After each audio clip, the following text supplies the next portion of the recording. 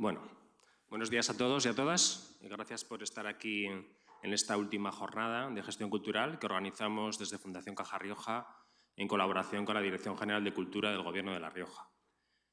Hoy contamos con Ernesto Gómez Tarragona, que es el presidente del Colegio de Economistas de La Rioja, y el programa que tenemos es un programa bastante interesante. En principio, vamos a hablar sobre la fiscalidad en la gestión cultural, algo que nos afecta a todos, independientemente del sector en el que nos movamos o independientemente del tamaño de empresa que tengamos, desde un autónomo en el que todos los departamentos de la empresa recaen en la misma persona, hasta empresas con más estructura, pasando por asociaciones, fundaciones, otros tipos.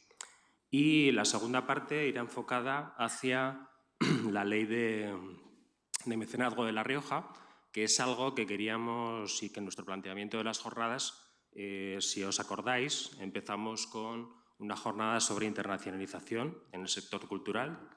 La segunda jornada fue sobre la cultura y ciudadanía, el departamento del Ministerio de Cultura, que se encarga de las acciones culturales y la coordinación con las comunidades autónomas. Y luego, la última, sí que queríamos extender al ámbito más regional y para ello estaba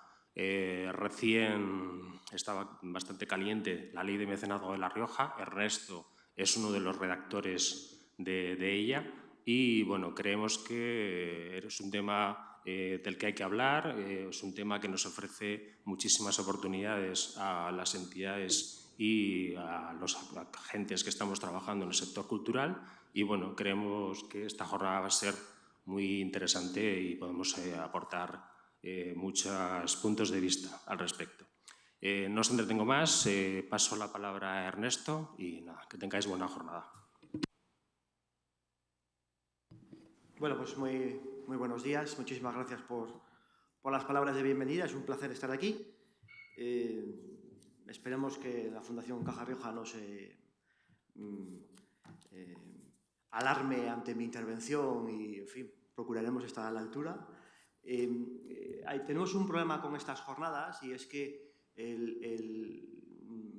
sois un colectivo absolutamente variopinto y muy variable. Entonces, hablar de fiscalidad en la gestión cultural en 3 horas, teniendo en cuenta que vamos a hacer una pequeña parada, porque el tema no es precisamente el más divertido del mundo, y que nos interesaba muchísimo, como bien han dicho en la presentación, hablar un poquito de la ley de mecenazgo, que es una ley, yo creo que muy interesante, en la que falta todo por hacer, porque acaba de empezar, pero yo creo que, bueno, pues ha aprovechado el Gobierno de La Rioja, en este caso, bueno, a poner un puntito a favor, que es una ley, y ahora lo que hace falta es que, sobre todo vosotros, pues pidáis, oye, esto falla, esto no nos gusta, esto es mejorable.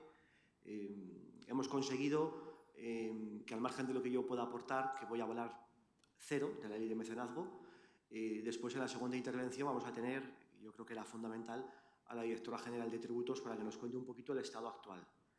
Entonces yo os animo no solamente a que en su intervención participéis activamente, sino que, por supuesto, en la mía también. Bueno, dicho lo cual, esto es lo que vamos a ver. Aquel que no le guste, por favor, que se levante. Las puertas estaban cerradas ya, les pedí que cerrasen las puertas, porque no me gusta que, claro, la gente empieza a marcharse y quedó muy mal, ¿no? Bueno, pues vamos a hablar un poquito de estas cosas. La intención es que esto sea absolutamente dinámico. Por favor, interrumpid. Incluso más que por favor, os suplico que interrumpáis. Me quito la corbata si a alguien le molesta. Y que sea práctico, ¿no? Que es de lo que se trata. En 2 horas escasas, pues que nadie venga con la idea de que va a aprender algo. Los fiscalistas, por favor, que se marchen, porque menos todavía. No, tampoco vamos a poder, pues lógicamente, profundizar demasiado. ¿Cuál es la intención entonces? La intención es que os llevéis cosas, ideas en la cabeza. No soluciones, pero sí que ante determinadas circunstancias que cuando las veáis digáis, uy, esto pues voy a ver si tengo un asesor o si pregunto en Hacienda o voy a curiosear por Internet. Gran peligro curiosear por Internet, pero bueno, voy a plantearme que tengo un problema y que esto puede ser un problema y hay que darle una solución. Desde ese punto de vista, pues vamos a empezar con unas nociones muy básicas, muy sencillas de papá, yo quiero ser artista, ya, pero quiero ser artista ¿y qué? ¿Y vivir del aire? Bueno, pues vamos a situarnos en cuando quiero dedicarme a la gestión cultural, pues que al final no deja de ser un negocio y como todo negocio, pues tiene que tener una rentabilidad. Punto 2, yo creo que es algo fundamental. Vale, tengo una inquietud, quiero llevar a cabo esa inquietud, pero me han dicho que si este sistema, que si el otro, que si es mejor hacerlo desde como persona física, la actividad, si es mejor como una asociación, asociación de utilidad pública, fundación, sociedad civil, comunidad de bienes, titularidad común, todavía más vistoso. Bueno, pues echar un vistazo un poquito a las posibilidades que hay. Repasaremos muy brevemente las 4 altas administrativas básicas y el aspecto de subvenciones, simplemente pues daros la pincelada de Gobierno de La Rioja, que suele tener siempre activo, que lo sabéis 1000 veces mejor que yo. Alguna noción muy básica para la persona física de lo que es estar en EDS, estimación directa simplificada o estimación directa normal, el criterio de cobros y pagos, y algo que nos gusta mucho a los fiscalistas porque de vez en cuando ganamos algo en el Supremo, que es la amortización de bienes inmuebles heredados, que es una cosa muy tontita, pero yo creo que interesante. Y después nos centraremos en algo un poquito más técnico, que son las sociedades o entidades, más que sociedades, que he puesto ahí mal, parcialmente exentas, ¿no? Y su problemática fiscal, sobre todo en sociedades, en IVA, con aquello que si no suena mal os debería sonar muy mal, que es la prorrata de IVA, mal porque es complicada, y cómo está el régimen de aportaciones de socios. Me refiero más que pues eso, a las donaciones, a las deducciones que hay, desde el punto de vista nacional, porque como decíamos antes, ley de mecenazgo la veremos un poquito más adelante. Y finalmente, pues terminaremos con el asunto que a mí me parece que es muy interesante. Ya sé que en La Rioja, pues no sé si habrá alguien que le toque, pero bueno, pues que suene con un par de diapositivas, yo creo que es interesante, que es el de la deducción del cine en el impuesto sobre sociedades, porque desde el 1 de enero de 2021 pues ha dado un giro bastante interesante, adoptando la normativa nacional, la normativa que existía en la Comunidad Foral de Navarra, que daba bastante más garantías y teóricamente, ya veremos cuando empiece la inspección a hacer repaso y a hacer preguntas, pues sí, efectivamente da menos problemas. Y como os decía, pues hacemos la parada y veremos un poquito la ley de mecenazgo a través de la intervención de la Directora General de Tributos. ¿Alguien está en desacuerdo? Hay una cosa que descubrí hace un montón de años en el Consejo General de Economistas, yo estoy en la ejecutiva también, y es que es una maravilla esto, porque todo se aprueba por asentimiento.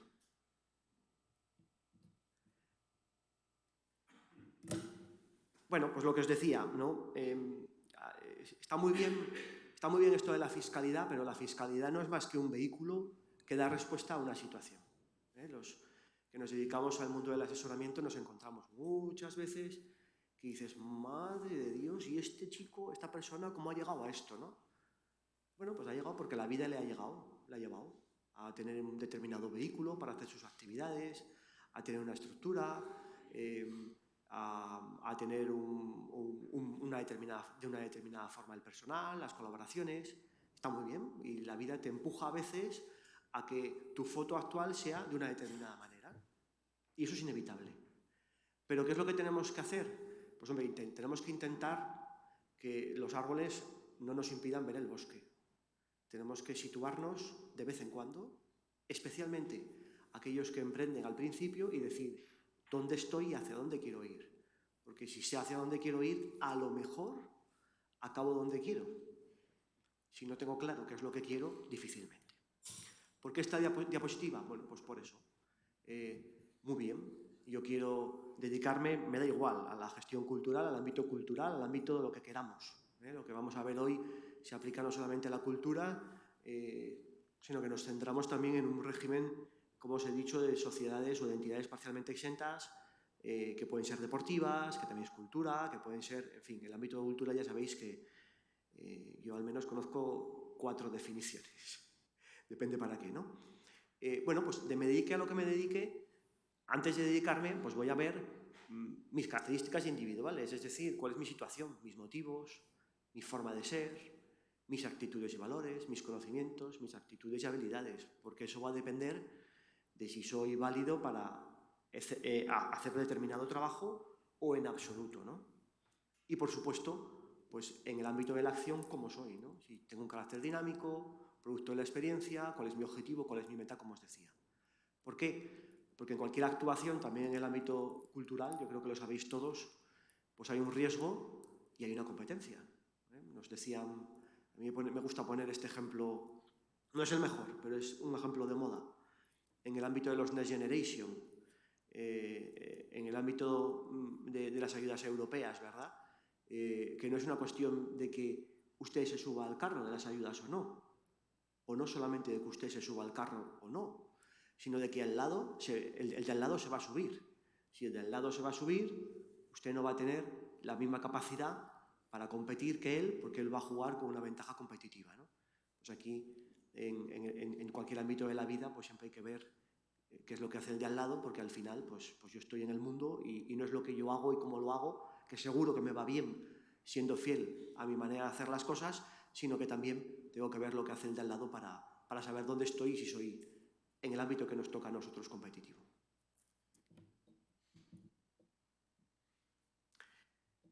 Siguiendo un poco esa línea, ¿por qué me quiero dedicar a la gestión cultural? Bueno, pues que cada uno lo sabrá, ¿no? Pero sí que hay algo interesante cuando damos alguna charla o algún encuentro de emprendimiento. Yo siempre pregunto, ¿no? ¿Tú por qué emprendes? ¿No? Porque hay mucha gente que emprende pues porque me han dicho en el paro que me lo capitalizan si emprendo. Hombre, pues está muy bien, ¿no? Pero vamos a emprender si de verdad pues tenemos espíritu para montar un negocio, y más un negocio de gestión cultural que ya sabéis que tiene todos los problemas del mundo, especialmente en la cuenta de resultados, porque tiene sus dificultades, que os voy a contar a vosotros que no hayáis vivido en el COVID. Razones reales. Bueno, motivaciones intrínsecas y extrínsecas. Intrínseca, satisfacción por tu propio proyecto, independencia, rentabilidad económica y social. Motivaciones extrínsecas, job market, las condiciones reales de mercado y de actividad. Es decir, pues yo realmente, fuera de lo que yo soy, pues mi proyecto pues tiene sentido, ¿no? Y el mercado me lo compra. Mejor preparación profesional alineada con su inserción laboral y aprendizaje significativo y duradero en una actividad que no está regulada, ¿no? Por lo tanto, bueno, pues cuando me quiera dedicar a la gestión cultural está estupendo, que me encanta hacer no sé qué, pero oiga, pero que esto requiere unas habilidades tanto dentro como hacia afuera, que sea ese producto pues interesante.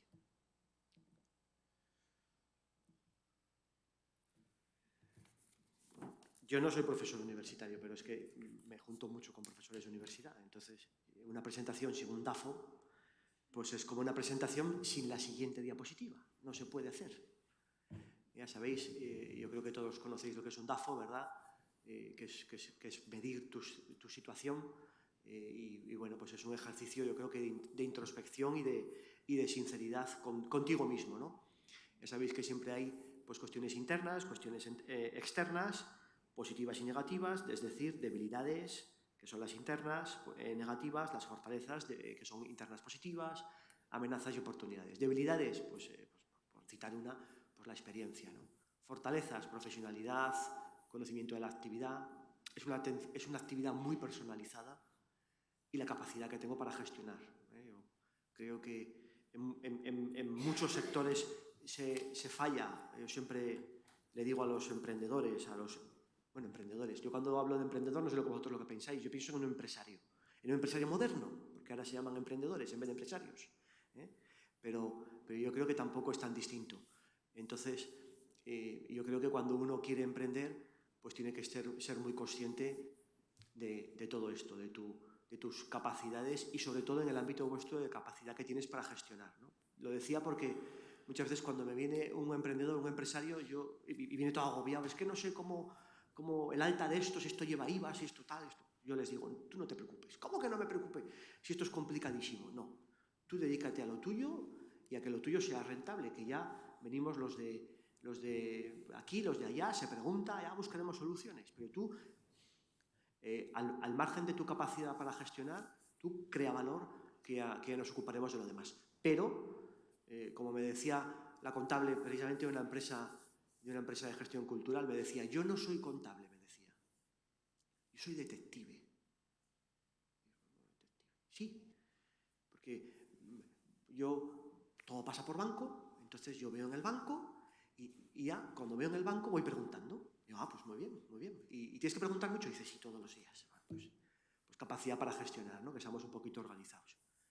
Habilidades externas, amenazas, dificultades presupuestarias y de financiación, y las oportunidades, búsqueda de la experiencia, en el sentido de el usuario busca esa experiencia que os voy a contar personal, no busca un servicio.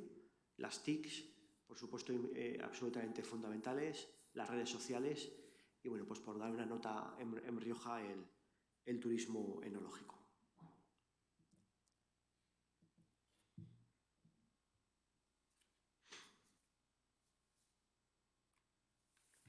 Va un poco pues, en la misma línea lo que estáis viendo. Trabajar por cuenta propia y decidirse por la apertura de una actividad de gestión cultural exige autoevaluarse, conocerse lo mejor posible y medir qué esfuerzo deseas realmente dedicar al asumir un riesgo mayor o menor, pero un riesgo, desde luego. Lo prometido. O sea, no sé si sabéis lo que es la NECA, ¿no? Que acredita a los profesores. Pues lo que decía, ¿no? El profe universitario, si no pone un canvas, si no pones un canvas en tu vida, no eres nadie, ¿no? Bueno, pues al final, más allá de las modas más o menos positivas e interesantes, que yo soy un poco enemigo de ellas, pues ahí están los canvas que lo que te permiten es poner negro sobre blanco para situarte.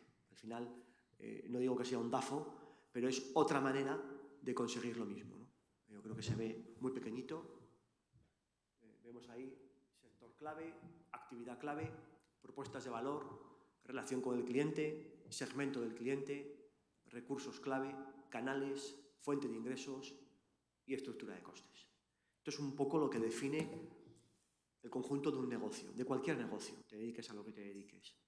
Respondiendo a cada uno de estos cuadros, de estos 9 cuadros, a veces son 7, 9, bueno, pues si más o menos en todos ellos, o en casi todos ellos, o en los que sean de aplicación, porque en algún caso pues tu actividad no requiere alguno de ellos, en menor o menor medida yo creo que en todos influyes y son interesantes y hay que tenerlos en cuenta, pero en la medida en que tengas alguna respuesta para todos y cada uno de ellos, bueno, pues tu modelo de negocio, por lo menos,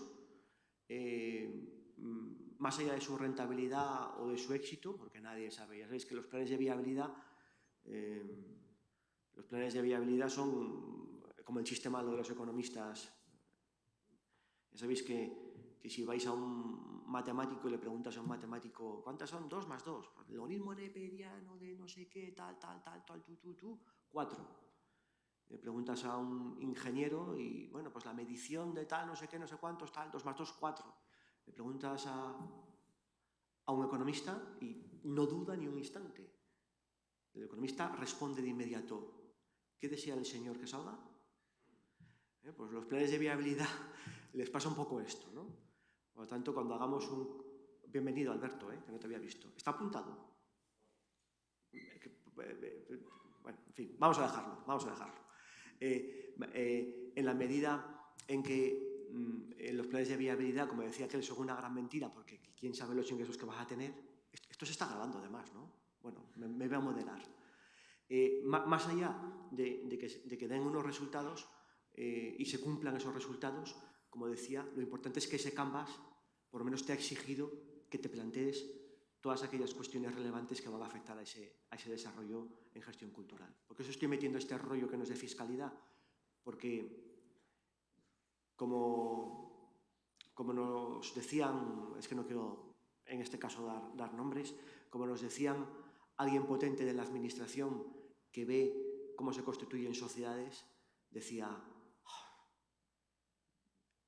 8 de cada 10 que se constituyen a los 2 años abandonadas. Pues, caramba, antes de tirarte a la piscina, sitúate, empieza poquito a poco, tómatelo con calma y sobre todo empieza bien porque de empezar bien seguramente va a depender que tengas éxito.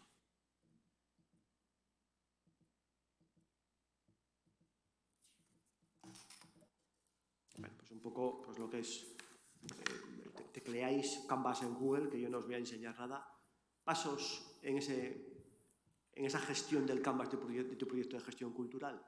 Bueno, pues con ilusión y un planning de trabajo, realizando el esfuerzo de acercarnos a la realidad cultural y social existente, es decir, conociéndolo e inspirándonos en buenas prácticas, asumiendo riesgos para cambiar aquello que no funciona y que te caracteriza a ti como marca profesional. Para que os hagáis una idea, nosotros no, me cambio de gorro. En la Asociación Riojana de Empresa Familiar, el próximo martes traemos a Patricia Ramírez, que es una bomba, un coach, psicóloga, y yo creo que va a ser una cosa muy interesante. No estoy haciendo publicidad, de verdad, que estamos ya llenos.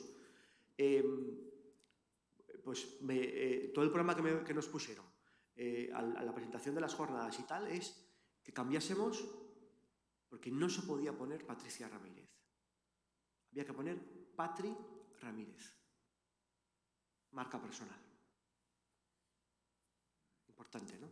Es decir, yo tengo mi marca personal como Patri Ramírez, el mercado me lo compra, bueno, seguidores en redes sociales, 580.000 me parece que era una de las redes sociales, o sea, una bomba, ¿no? Tengo mi marca personal, no me toques mi marca personal porque es lo que me da valor, ¿no? Y bueno, por supuesto, conociendo un poco mejor día a día nuestros, yo creo que es interesante, usuarios / clientes. Y adaptándonos a un cambiante entorno y aprovechando las oportunidades. Yo no sé vosotros, pero desde luego desde el punto de vista de la economía pura y dura, mi impresión es que si algo nos ha enseñado esta, se puede decir, crisis del COVID, es que el mundo evoluciona a velocidades de vértigo. Y los modelos de negocio se están reinventando todos los días. Hay de aquel que cuando le preguntas, ¿y tú a qué te dedicas? A no sé qué. Vale, ¿y qué haces? Lo de siempre. Mal.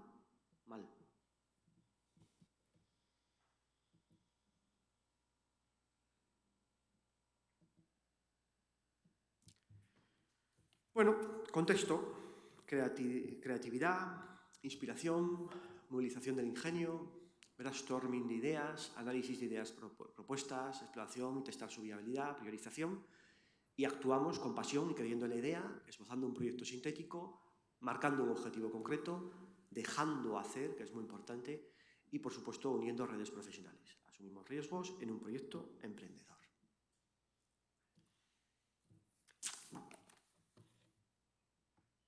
Para mí esta era la parte rollo. Espero que para vosotros la parte rollo no sea lo que viene ahora. Forma jurídica y alta en instituciones o administraciones. Muy breve, vamos a repasar 4 cositas. Lo que os decía, ¿no? Muchos de los que estáis aquí, yo creo que bastantes de vosotros ya tenéis montada una estructura. Bueno, estupendo, no pasa nada, ¿no? Pero la gente que empieza, que tiene la oportunidad de decir cómo quiero montarme yo la historia, bueno, pues es bueno que vea los vehículos que hay, o los que estáis ya constituidos, o los que trabajáis en instituciones o administraciones, que sepáis pues, cuáles son las ventajas de unos u otros vehículos para llevar a cabo esa actividad de gestión cultural que realizáis. Y el número 1, pues no creo yo que tenga que ser precisamente, como decía aquel, ¿constituir una sociedad? Pues no. Pues el número 1, yo creo que está bien que sea autónomo, empresario individual, emprendedor, es lo que os quería decir antes, empresario, emprendedor, me da igual, autónomo, persona física. ¿Otro vehículo? Bueno, pues pongo ahí, no sé si es lo más correcto, ponerlas juntas, pero bueno, porque no fuera la presentación demasiado larga y entrar en un folio. Comunidades de bienes, cooperativas. Otro sistema. Otro sistema prácticamente idéntico al anterior de comunidades de bienes hasta el 2016, sociedad civil. Otro más, sociedad limitada, sociedad anónima, sociedad de responsabilidad limitada, sociedad limitada nueva empresa, en fin, con todos los apellidos que queráis, pero una SL de toda la vida, vamos a decirlo así, brevemente. Fundación, más allá de los problemas de la realeza o de los allegados a la realeza, pues las fundaciones son un vehículo que bien utilizado, pues son muy interesantes. Asociación. Y bueno, pues entre otras, realmente empieza con aquella que más adapte a tus necesidades y dé respuesta al límite de riesgos que desees asumir, ¿no? ¿Por qué? Pues por aquello que se dice de que, bueno, ya sabéis que las responsabilidades son distintas si se ejerce la actividad desde uno u otro vehículo. Yo siempre digo que, bueno, eso era cuando estábamos estudiando hace 20 años en la facultad, ¿no? Porque ahora no hay tanta diferencia entre las responsabilidades que asumes en unos casos u otros por las razones que veremos después. Bueno, vamos a ver. Persona física, autónomo, empresario, individual, emprendedor. Es la fórmula evidentemente más sencilla y es una persona física de toda la vida, que decía aquel. Problema. Si es un empresario, es una persona.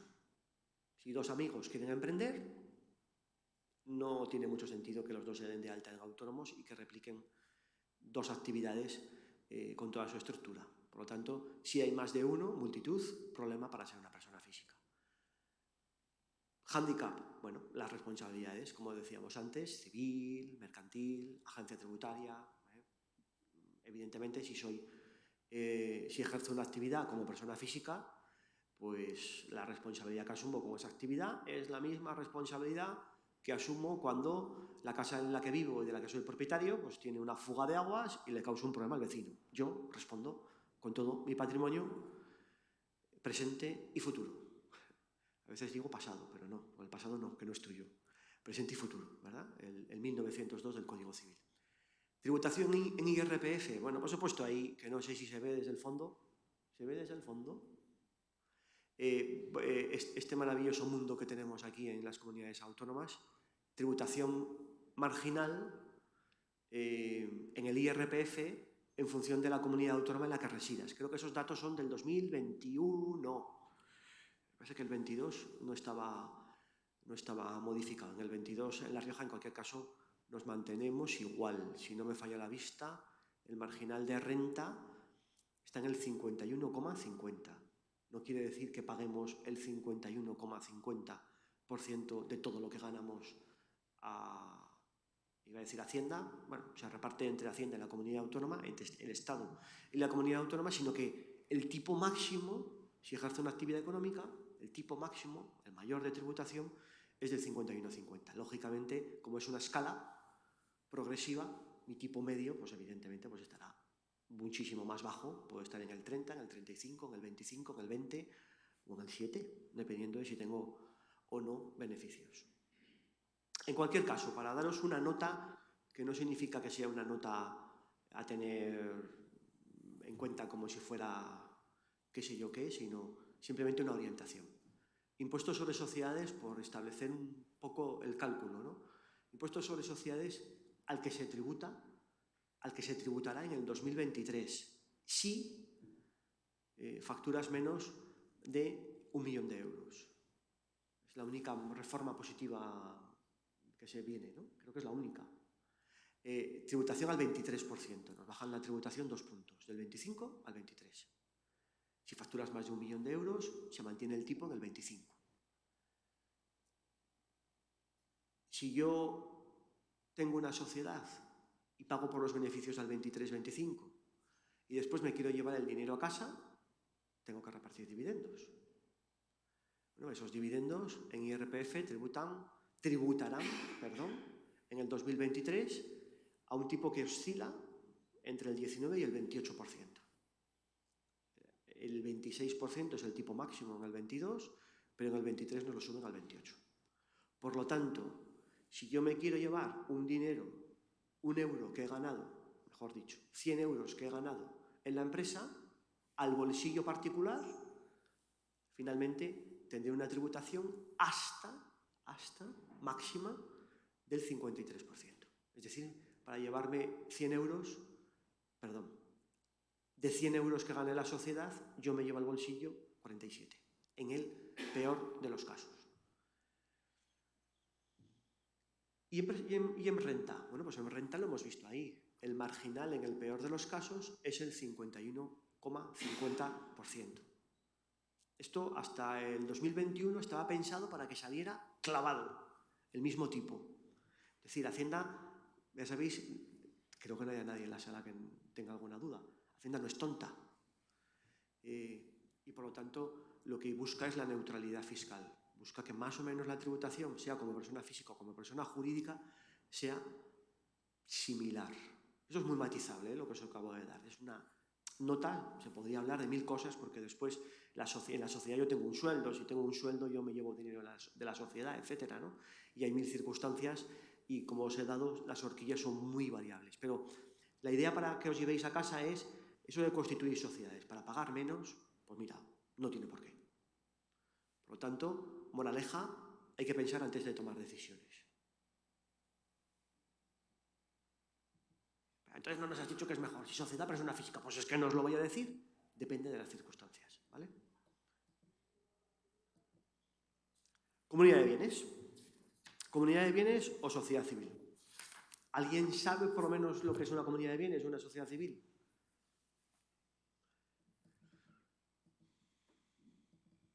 Bueno, pues ahí os se coloca un rollo textual, es el único rollo textual que voy a poner en todas las diapositivas, porque es que como no lo entiendo, pues yo lo coloco igual que dice Hacienda y me quedo tan ancho. Es la diferenciación que da la agencia tributaria entre una comunidad de bienes y una sociedad civil. La tenéis en esa página web, que está ahí el link en chiquitín y está copiado textualmente. Voy a intentar leerlo sin respirar, ¿vale? De un golpe. Es importante la distinción entre sociedad civil y comunidad de bienes. Respecto a esta cuestión, el artículo patatín del Código Civil establece que la sociedad es un contrato por el que dos o más personas se obligan a poner en común dinero, bienes o industria con ánimo de partir entre sí las ganancias.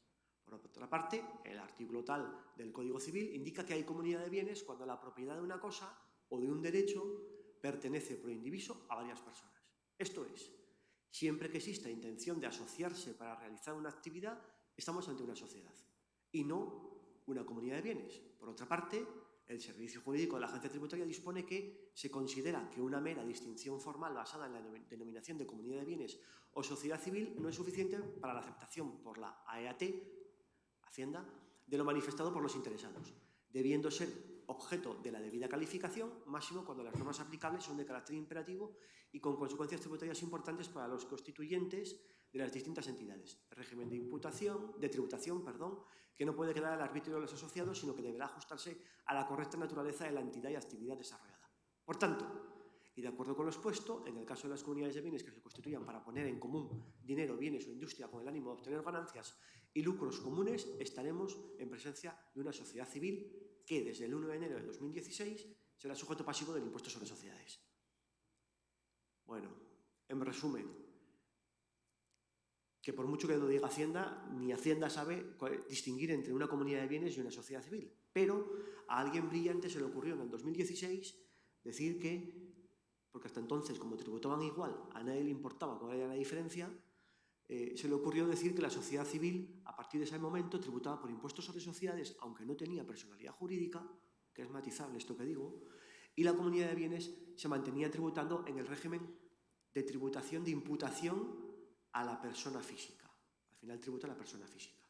Si alguien no se entera de algo, por favor que levante la mano y diga, despacio. Yo si no sigo. Y eso hace que al ser el régimen de tributación distinto, Hacienda dice, oye, pues que ya esto me interesa y quiero distinguir qué es una comunidad de bienes y qué es una sociedad civil. ¿Por qué? Porque hay una cosa en el artículo, uno de los 10 primeros artículos del Código de la Ley General Tributaria, la 58/2003, que dice, nosotros somos Hacienda. A mí lo que el contribuyente me diga me importa poco, en la medida en que yo tengo que buscar lo que realmente hay detrás de lo que el contribuyente me dice. Es decir, si el contribuyente me dice que algo es una comunidad de bienes, yo no tengo por qué creérmelo. porque el contribuyente diga que lo es. Yo tengo que entrar al fondo de qué es eso realmente a la vista de la documentación que yo tengo. Eso se llama calificar, que es lo que dice Hacienda en esta página que dice que va a hacer. Por lo tanto, a partir del 1 de enero de 2017, las comunidades de bienes, simplificando, se quedan para el ámbito de yo tengo en común un bien y eso genera unos rendimientos. ¿Y eso de qué estamos hablando? Pues estamos hablando básicamente de alquileres, de dos personas que tienen un inmueble en común y lo alquilan a quien sea, a su sociedad. Bueno, pues tienen una comunidad de bienes que genera unos alquileres y esa comunidad de bienes no tributa, sino que imputa la tributación a sus socios que tributan como personas físicas. Si yo desarrollo una actividad económica, aunque le llame comunidad de bienes, y esté constituida, esto es todo muy matizable, ¿eh? A partir del 1 de enero de 2016, Hacienda me va a decir que es una sociedad civil y por lo tanto que tributa en sociedades. Entonces, ¿cuál es la diferencia en fiscalidad entre una sociedad civil y una sociedad limitada? Ninguna, porque ambas tributan por el impuesto sobre sociedades, desde el punto de vista fiscal y simplificando. Ya os digo que con que os llevéis ideas,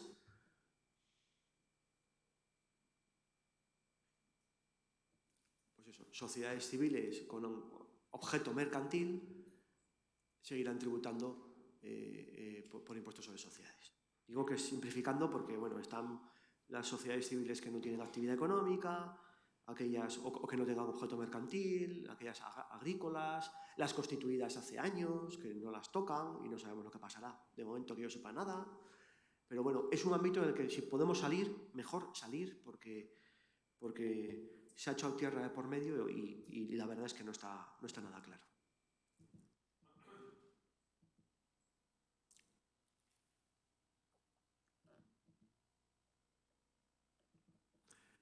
Por lo tanto, la sociedad civil cuando hay actividad económica y las comunidades de bienes para básicamente, y resumiendo, alquiler de inmuebles. Por lo tanto, gestión cultural, sociedad civil, comunidad de bienes, no. La comunidad de bienes tributa por IRPF, como hemos dicho, mediante imputación de rentas a través del modelo 184. El modelo es el impreso de Hacienda que hay que hacer todos los años, si tienes actividad. Y sociedad civil, desde el 1 de enero de 2016, tributa por el impuesto sobre sociedades. Y, por tanto, debe llevar contabilidad. Y, por tanto, todavía tenemos menos diferencias entre una sociedad civil y una SL. Porque antes constituías sociedades civiles para decir, oye, mira, ingresos y gastos, llevo una Excel y cuando Hacienda me venga, pues yo no sé contabilidad, yo no llevo contabilidad, aquí están los ingresos, aquí están los gastos, reste usted y eso es lo que he ganado. Bueno, pues ahora las sociedades civiles, al tributar por impuestos sobre sociedades, deben llevar contabilidad completa.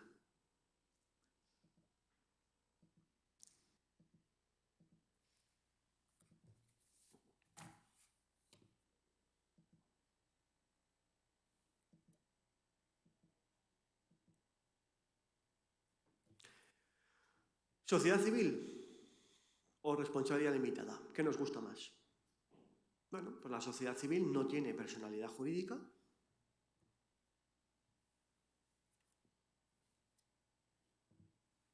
Bueno, voy a pisar el acelerador porque si no.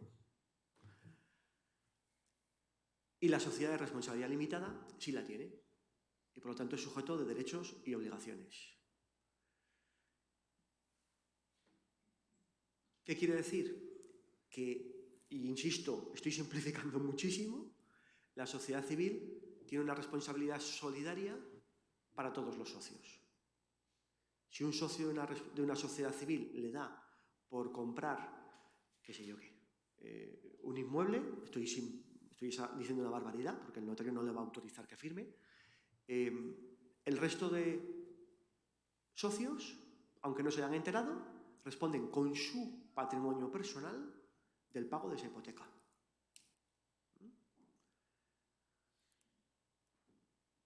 Sin embargo, la sociedad limitada, me he puesto ahí muy formal, sociedad de responsabilidad limitada, en principio está limitada la responsabilidad al capital puesto. Siempre que, habrá que añadir, seas, como decíamos antes, un buen padre de familia como empresario. Es decir, seas diligente Vicente, deposites cuentas, estés al corriente en tus obligaciones fiscales y de seguridad social, porque las administraciones ahora son muy, desde la modificación del 42, me parece, de la Ley General Tributaria, son muy proclives a derivar responsabilidades a administradores. En fin, siempre que se cumplan determinados requisitos, menos responsabilidad en la sociedad limitada. Ventaja de la sociedad civil, oye, mucho menos formalista. La sociedad civil, ¿cómo se constituye? Con un documento privado que se pasa por la comunidad. Todavía se pasa por la comunidad, sí. Y se extingue también, liquidando simplemente un 1% de operaciones societarias en la comunidad autónoma, en nuestro caso de La Rioja. Por lo tanto, con un documento privado, yo cambio sociedad civil. Yo con un documento privado, otra cosa es que esté bien hecho o no, yo puedo coger y cambiar los socios. O sea, una cosa sencillísima. Sociedad limitada, coña, está muy delimitada por la Ley de Sociedades de Capital, es muy rigorista, hay que ir a notario y hay que cumplir pues, con los requisitos que establece el registro mercantil. Depósito de cuentas, inscripción de determinados cambios estatutarios, en fin. Ahí pongo en pequeño, no sé si se ve, por qué motivos puede extinguirse, a mí me gusta decirlo siempre, por qué motivos puede extinguirse una sociedad civil, es el 1700 del Código Civil. Bueno, pues por expiración del término para el que fue constituida, por conclusión del negocio objeto de la sociedad perdida en la cosa, por muerte de alguno de los socios, salvo pacto en contrario, o por insolvencia de cualquiera de los socios, o por voluntad de cualquiera de los socios. ¿Por qué lo digo? Porque a veces yo el primero, somos unos chapuceros, y lo que hacemos es, fallece un socio, cambiamos un socio, hacemos una modificación en contrato privado. En teoría la sociedad civil ha dejado de existir y en teoría cuando un socio se sale la sociedad civil se extingue y se constituye otra. ¿Por qué? Porque si yo tengo responsabilidad solidaria con el resto de socios, me fío como si fueran más que mis hermanos. Si yo un día no me fío de ellos, a mí el Código Civil me tiene que dejar marcharme cuando me dé la gana. Porque no tiene sentido que esté con alguien con quien no quiero cuando asumo una responsabilidad solidaria. Otra cosa es que, por ser rápidos y ágiles, cuando cambiamos socios, mantenemos el CIF, mantenemos todos los datos, para no constituir una nueva, porque es un fregado, etc. Pero bueno, que sepamos que está el 1700 del Código Civil. Y ahí, por daros una pincelada, que no nos olvidemos, ¿verdad?, cuando constituimos una SL, que tenemos la oferta especial de la agencia tributaria, que es una tributación bajita, o casi la mitad, del 15%, los dos primeros periodos impositivos positivos, que no es lo mismo. Periodo impositivo normalmente del 1 de enero al 31 de diciembre, pero en sociedades limitadas el periodo impositivo puede ser de cuando te dé la gana, cuando te dé la gana. Puedes empezar el 1 de diciembre y terminar el 30 de noviembre, el periodo impositivo. Los dos primeros años, siempre que constituyas una sociedad y que previamente no te dedicases a la misma actividad, ojo, porque esto se revisa, damos fe, la tributación es del 15%.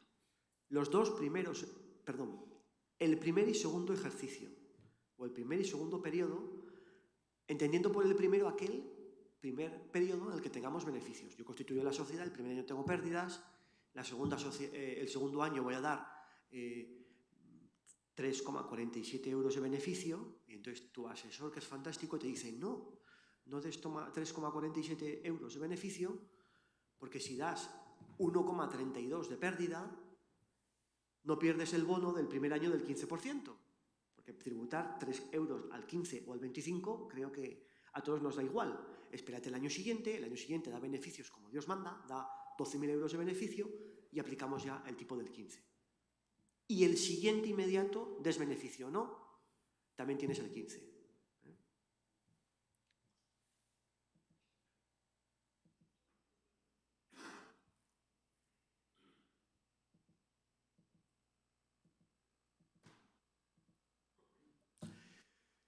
Asociación de utilidad pública, fundación. Ya sabéis que las asociaciones pueden ser de dos tipos, asociaciones o asociaciones con declaración de utilidad pública. A verlas, haylas, pocas, pero las hay. ¿Cuesta que te lo den? Mucho, ¿verdad? Bueno, pero Un régimen fiscal especial para las asociaciones de utilidad pública.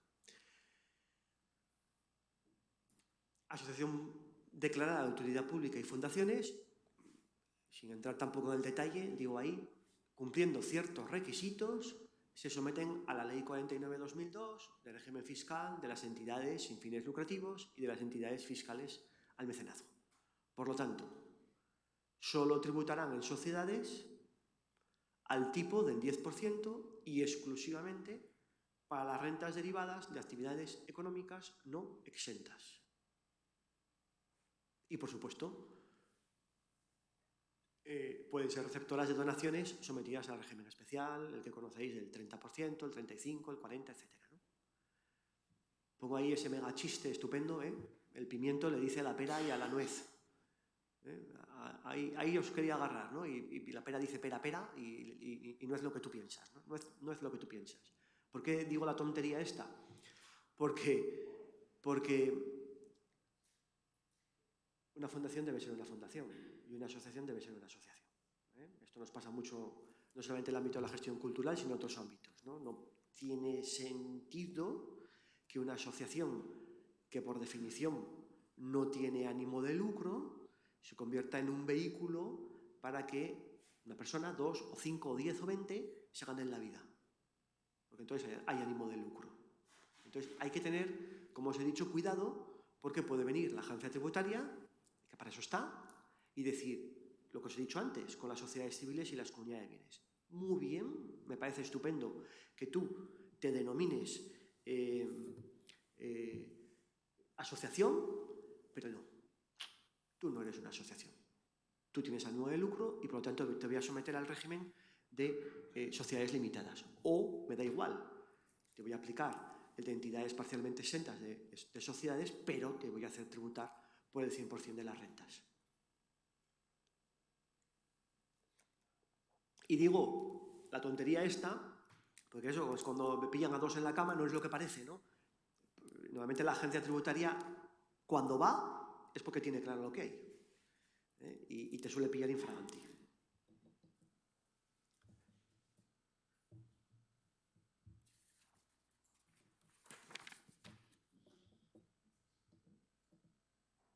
Bueno, asociaciones. Régimen fiscal e impuestos sobre sociedades de entidades parcialmente exentas, como decía. Ahí tenéis en concreto el régimen fiscal, no vamos a entrar al detalle exacto, pero lo tenéis en los artículos 109 y siguientes. Básicamente, como hemos dicho, es tributación solo por aquellos aspectos que sí generen una actividad económica. No tributan las rentas que procedan de la realización de actividades que constituyan su objeto o finalidad específica, siempre que no tengan la consideración de actividades económicas. Es decir, si el objeto de la asociación es una actividad económica, tributa. Si el objeto de la asociación no es una actividad económica, esos ingresos no estarán sometidos a tributación en el impuesto sobre sociedades. En particular, estarán exentas las cuotas satisfechas por los asociados, colaboradores o benefactores, siempre que no se correspondan con el derecho a percibir una prestación derivada de una actividad económica. Después os voy a dar, pasaremos rápido, pero os voy a dar más detalle y os pondremos ejemplos. Lógicamente, como no puede ser de otra manera, los gastos imputables exclusivamente a las rentas exentas no son gastos fiscalmente deducibles. Es decir, si mi ingreso no tributa, el gasto necesario para obtener ese ingreso pues tampoco tributa. Tampoco se deduce en consecuencia.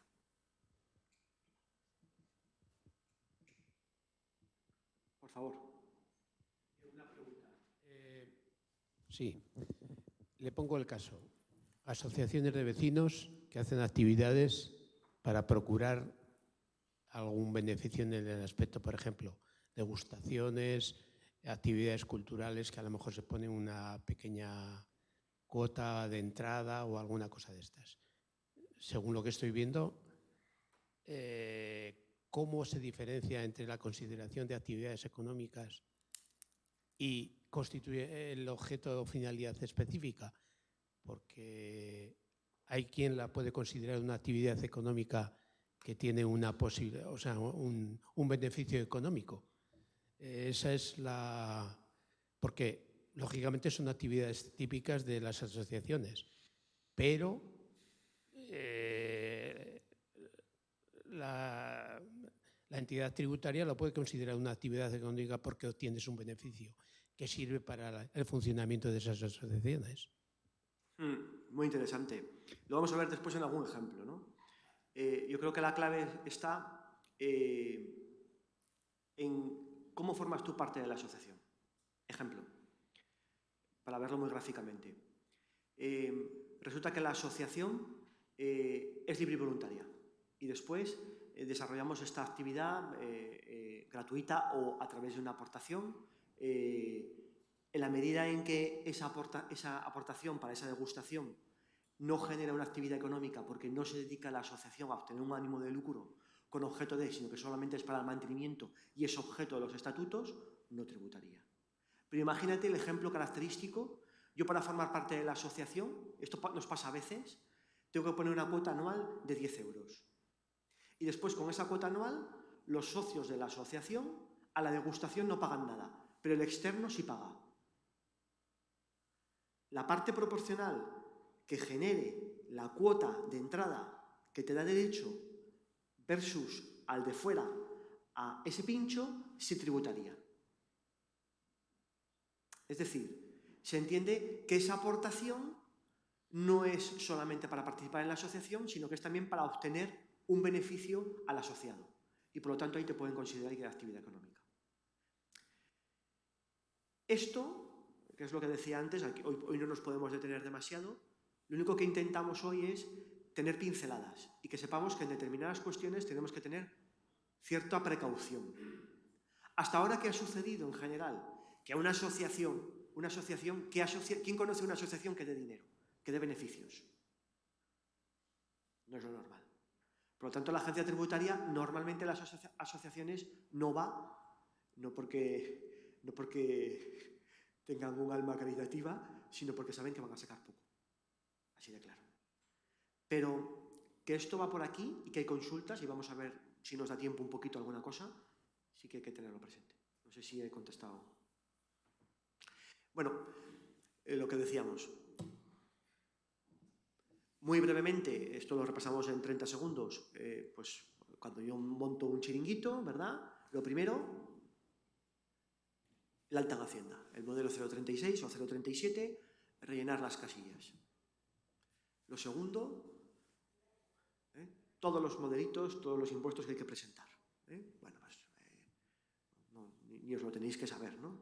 Me acuerdo hace muchos años cuando fui a Calahorra y quiero presentar el IVA.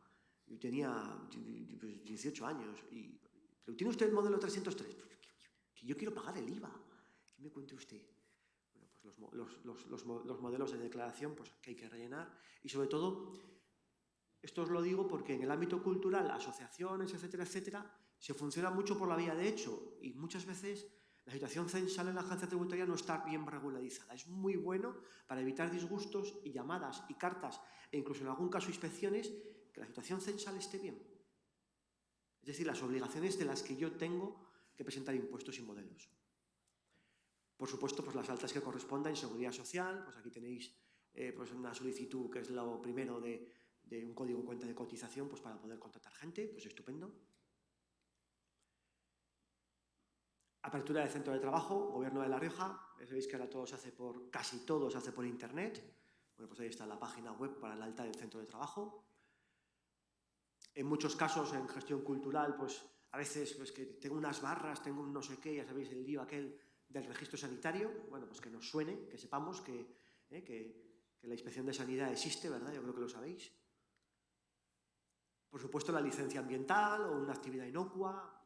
Yo creo que los ayuntamientos han puesto relativamente las pilas a los efectos de licencias, que en aquellas actividades que realmente son inocuas, no se someten al antiguo ramín de la licencia de actividad, que ahora es licencia ambiental, con la 5/2002 del Gobierno de La Rioja, pues bueno, pues tienen un régimen súper rápido, sobre todo en los ayuntamientos relativamente grandes. Esta es la web del Ayuntamiento de Logroño, por daros el ejemplo del municipio más grande de La Rioja, de tal manera que sean unas licencias súper ágiles, pues pagas la tasa, un certificado del aparejador, del arquitecto, que dice que estás utilizando tu vivienda para empezar de una forma afecta, etcétera, y bueno, pues prácticamente el trámite es muy abreviado.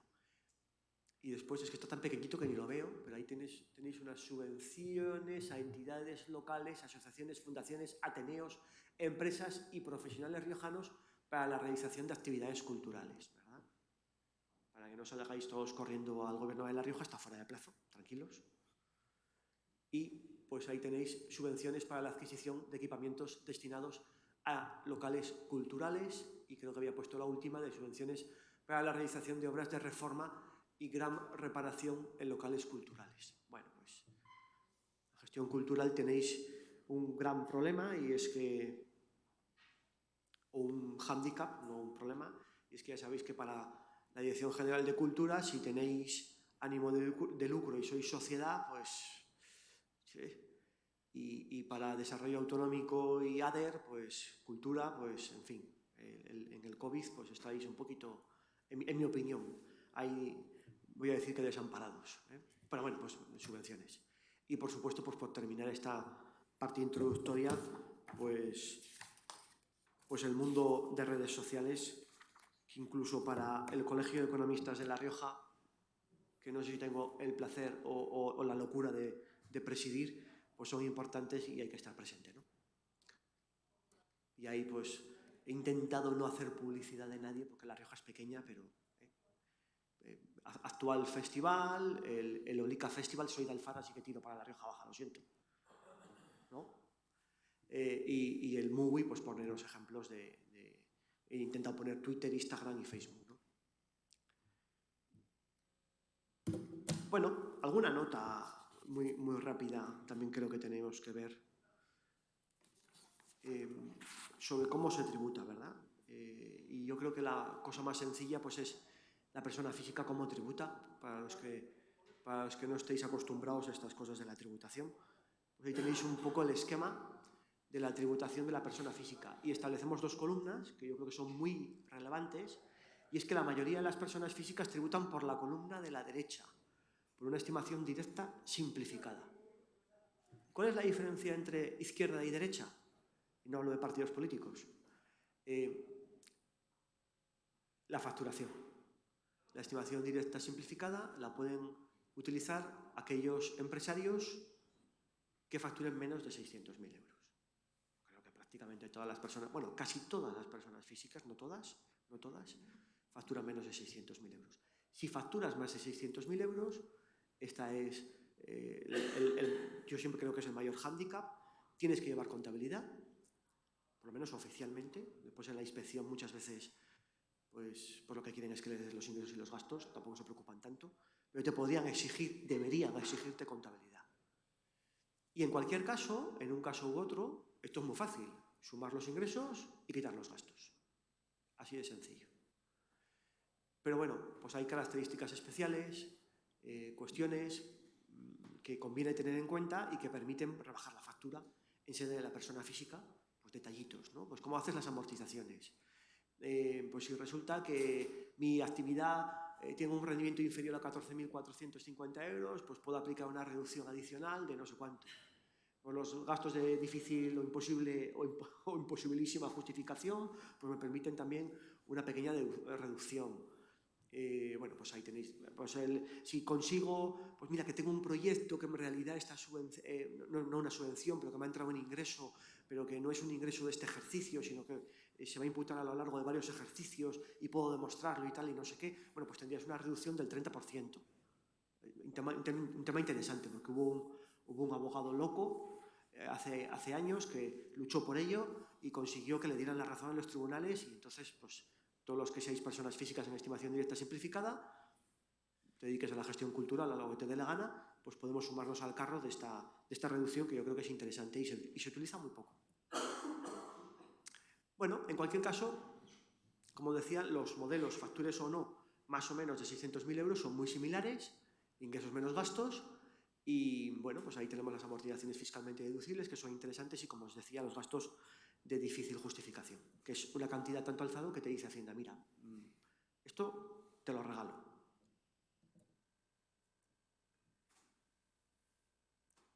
Se puede deducir cosas, digo ya hay curiosidades, porque bueno, creo que son cosas un poquito particulares que pueden beneficiar a la gente que esté como personas físicas desarrollando una actividad y que son interesantes. Se puede deducir el sueldo de los miembros de la unidad familiar con determinadas condiciones: contrato, convivencia, trabajo efectivo y valor de mercado. Me refiero a, yo desarrollo una actividad económica y resulta que mi mujer me está ayudando en la actividad económica. ¿Qué pasa? Pues pasa que con cuidado, con calma, con criterio, pero ¿por qué no? No es lo mismo que yo gane 30.000 pavos y mi mujer 0, aunque hagamos declaración conjunta después, que yo gane 18.000 euros y mi mujer tenga un sueldo en mi actividad de 12.000. ¿Por qué? Si hemos dicho que el IRPF es progresivo, mejor presentar declaración individual, repartir bases y de verdad que la tributación cambia bastante. Ahora, esto es como todo, que sea cierto y que esté bien hecho. Porque os aseguro que Hacienda, igual que Seguridad Social, esto es muy divertido, llama a las, digo, esposas o esposos, y me acuerdo, afortunadamente no me ha pasado, pero me acuerdo de una persona que decía, ama de casa, que decía que tenía una actividad económica de agricultora, y entonces le dijo el inspector de Hacienda: ven para acá, baja. Y fue con su marido. Y dijo: no, le dijo el inspector: no, su marido que espere fuera. Entonces le preguntó: ¿y usted cuántos tractores tiene? ¿Y cuáles son sus proveedores? ¿Me puede decir a quién le compran los químicos? ¿Y a quién le suele vender las peras?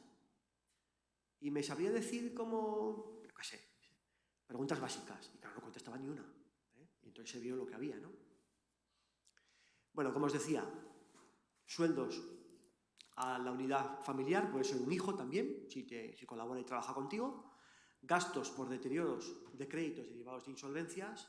Si un cliente no me paga, cumpliendo determinados requisitos, igual que en sociedades, puedo deducir de forma preventiva ese gasto y cuando me pague, si finalmente me paga, volveré a tributar.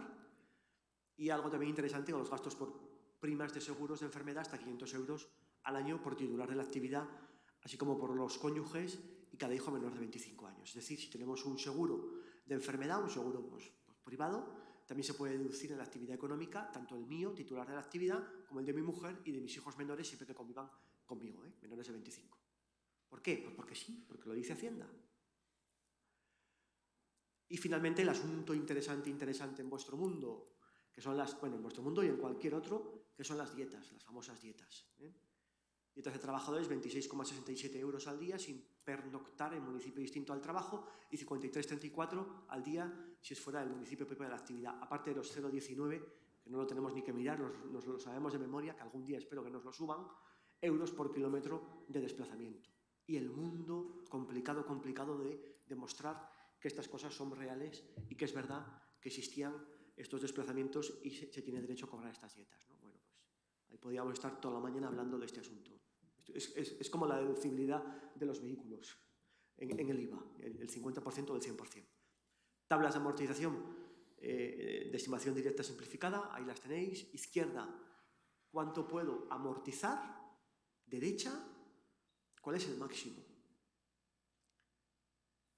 En las tablas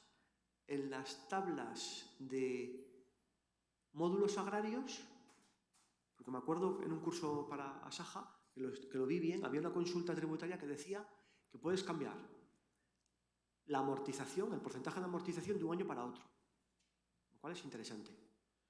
Yo creo que para las personas físicas en estimación directa, en gestión cultural, también se podría hacer. Es decir, un año que resulta que me va de película, puedo irme a tablas al máximo y el año en que tengo pérdidas, a lo mejor me interesa bajar el porcentaje de amortización.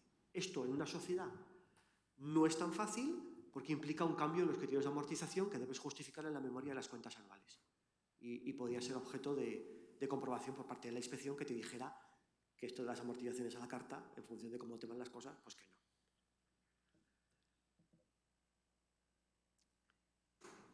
Bueno, la libertad de amortización, que no se nos olvide que si yo no conozco a ninguna persona física que facture más de 10 millones de euros. Y por lo tanto, si no facturo más de 10 millones de euros, que no nos olvidemos nunca que dispongo de la posibilidad, dispongo de la posibilidad de aplicar los incentivos de empresa de reducida dimensión. que están en el impuesto sobre sociedades. Ciertas cositas que permiten también a las personas físicas en tributación que podía aplicar. Por ejemplo, las tablas de amortización que hemos visto, simplificando, pues multiplicarlas por 2, amortizar el doble. ¿Hay preguntas? Sí, perdona, que era de la tabla anterior, que me surgía la duda de todo lo que es material. Por ejemplo, en mi caso yo soy un músico, instrumentos, y en qué apartado se situaría, útiles y herramientas o... Esto siempre funciona de la misma manera, lo voy a decir muy claro. Nunca lo que tú tienes encaja en nada de la tabla, nunca. Nunca. Hay unas tablas fantásticas para sociedades brutales que las han simplificado porque es que, ¿sabéis lo que es una batea? ¿Una? Batea. Yo lo descubrí al estudiarme las tablas de amortización, yo no lo sabía. O sea, las tablas de amortización que estaban en vigor hasta el año pasado eran, pues creo que eran del 70 y pico. Con lo cual, lo que tú tienes seguro que no está. Entonces tienes que ir por descarte. ¿Edificio y construcción? No. ¿Maquinaria? Bueno. ¿Elementos de transporte? No. ¿Tratamiento de información? No. ¿Útiles de herramientas? Vacuno, no veo bien. Equino, evidentemente. Cítricos y olivar, no. Por lo tanto, nos vamos a instalaciones mobiliarios en seres o resto de inmobiliario demovilizado material, a maquinaria o a útiles y herramientas. ¿Útiles y herramientas qué son? Pues básicamente cosas fungibles, pues yo qué sé, pues unas tenazas, cosas como muy sencillas que se deterioran con mucha facilidad. Al final lo que intentamos hay que intentar siempre, yo por lo menos, mi experiencia en las inspecciones es aplicar el sentido común. Oye, lo que tú tienes, ¿qué vida útil tiene? Pues hay que intentar adaptar la vida útil real a las tablas. Y no, si haces eso, es muy raro que tengas problemas. ¿A qué me estoy refiriendo? Pues me estoy refiriendo a cosas básicas, te van a dar problemas. Eso no te va a dar problema. Pues un edificio que resulta que me lo amortizo al 5% o al 10%. Pues mira, pues no. Bueno, ya sabéis, aprovechando que los edificios no se amortizan al 100%. Hay que distinguir entre la parte del suelo y la del... Bueno, no sé si he contestado o no, ¿eh? Hay que distinguir siempre la parte del suelo de la construcción y la parte del suelo no se amortiza. De todas formas, hay consultas específicas que te dicen determinada cosa, cómo se tiene que amortizar específicamente, si tienes la curiosidad, más allá de las tablas. Bueno, determinación del rendimiento neto reducido y rendimiento reducido total. Lo que os decía, siempre que los ingresos que tengáis puedas justificar que se han generado en más de 2 años, estoy pensando en nuestra actividad, por ejemplo, hablo de la mía, pues un administrador concursal que resulta que cobra un pastizal o no, porque ha hecho un concurso que ha durado 3 años. Bueno, pues podría aplicar esta reducción por rendimientos generados en más de 2 años. Hay que ver caso a caso. Una reducción por trabajadores autónomos económicamente dependiente, que tampoco se aplica a menudo y que es interesante, y la reducción, que esta es casi automática porque los programas la aplican, que es para contribuyentes con rentas no exentas inferiores a 12.000. En inicio de actividad también tenemos una reducción del 20% del rendimiento neto positivo, que se aplica igual que en sociedades el primer periodo impositivo y el siguiente. Y la misma recomendación que os he hecho antes. Una pincelada también de esta historia, ¿no? Porque la idea es que esto sea práctico. Cobros y pagos. Ya sabéis que en fiscalidad tributamos por el principio de devengo, es decir, cuando se producen las operaciones, no cuando yo recibo la factura, no cuando yo cobro, no cuando yo pago, no cuando me da a mí la gana, sino cuando se hacen las operaciones. Me da igual que sean ingresos o gastos. Por lo tanto, si yo, en sede de persona física, quiero tributar no por el devengo, sino por cobros y pagos, por cuando yo pago una factura de compra o por cuando yo cobro un ingreso mío, una factura mía emitida, clic, y por supuesto me tomo la molestia porque creo que es importante la casilla concreta del IRPF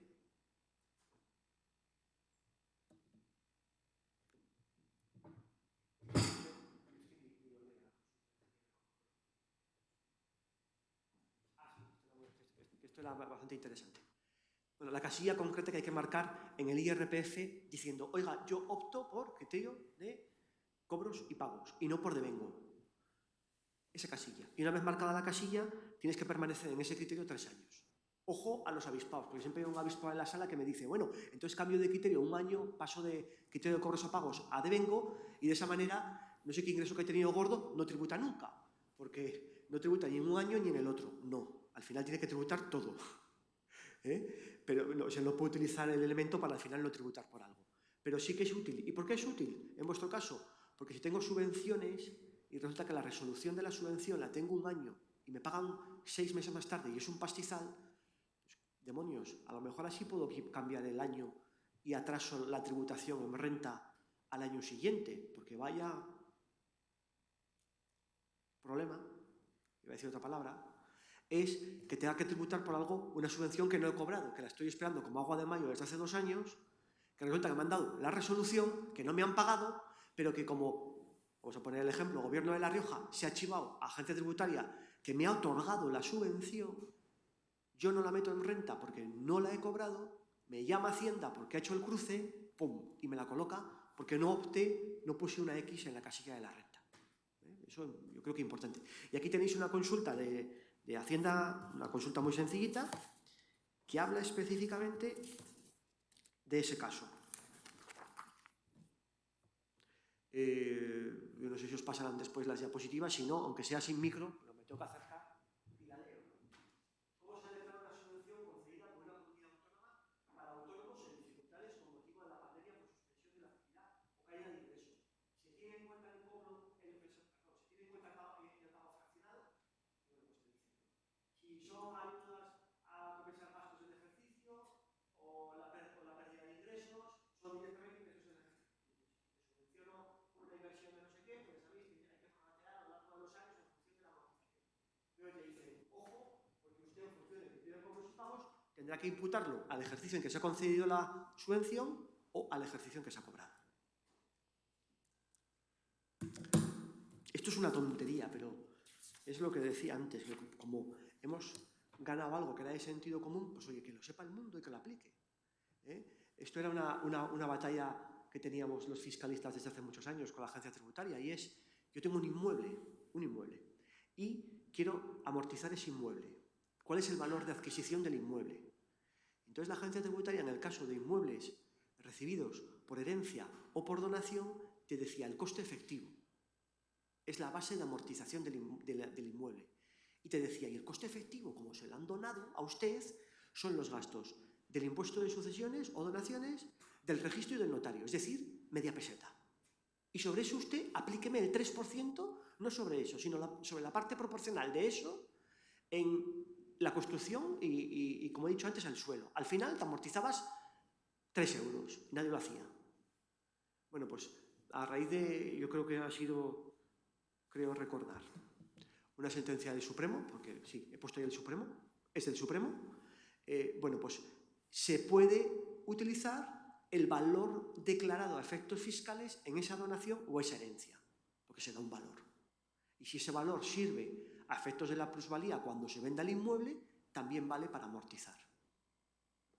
Ojo, porque ya hay determinadas administraciones de la agencia tributaria que cuando vendes el inmueble y sabe que lo has afectado a una actividad económica, te dice, lo has vendido por 100, lo compraste o recibiste en donación o en herencia por 50.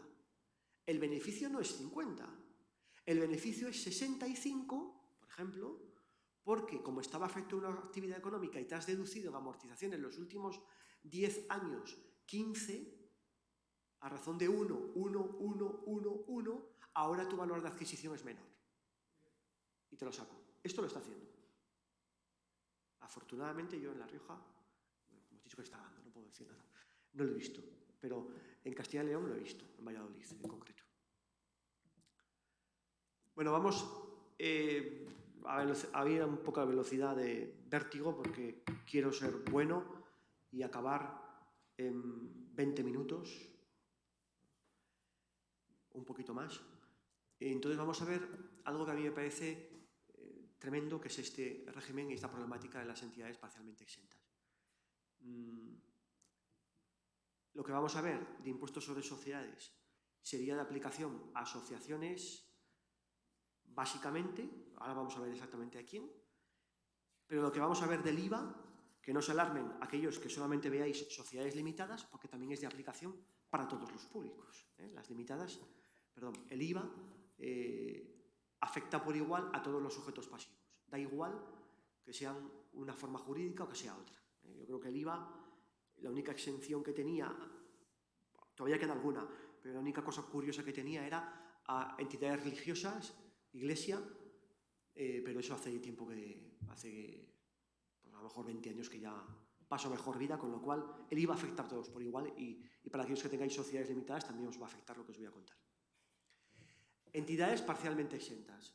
Mucho ojo porque aquí en La Rioja yo tenía una asociación y yo no sabía lo que era Hacienda, al margen de la ley. Y especialmente en el ámbito de la actividad cultural, pues habéis tenido muchos de vosotros comprobaciones de censos y también de inspección por este asunto, ¿no? Por lo tanto, lo que os he dicho, recomendación, por favor, el asunto de censos, tenerlo bastante bien organizado. Es decir, mis obligaciones fiscales, saber bien cuáles son, buscar la ayuda de un profesional o ir a la agencia tributaria, al servicio de información, ahora a través de internet, la página web de Hacienda, si encuentras lo que necesitas, porque otra es encontrarlo, porque todos los días lo cambian de sitio. Tiene mucha información, cada vez tiene información más interesante, hay un chat, o sea, hay 1000 maneras de enterarse de todo, ¿no? Ahí está el tocho, yo tengo ahí un tocho, porque ahora no nos lo quieren, ahora ha decidido Hacienda que es ecológica, entonces el manual de renta ya no se imprime, pero los manuales están bastante bien y son bastante completos y sobre todo te dan criterios administrativos, es decir, te dan el detallito de oiga, ¿esto qué vamos a hacer con usted si pasa esto? Cosas prácticas. Por lo tanto, sociedades parcialmente exentas, en la medida en que son contribuyentes de alguna manera, en gran proporción, en función de sus ingresos o no, al impuesto sobre sociedades, deben llevar contabilidad. Salvo alguna causa de exclusión específica, tienen que hacer el modelo 347, ese que nos da tantos quebraderos de cabeza, declarar todas las operaciones que hemos tenido en una dirección y en otra, con todo pichipatá. Y, como os decía, la declaración censal y el NIF.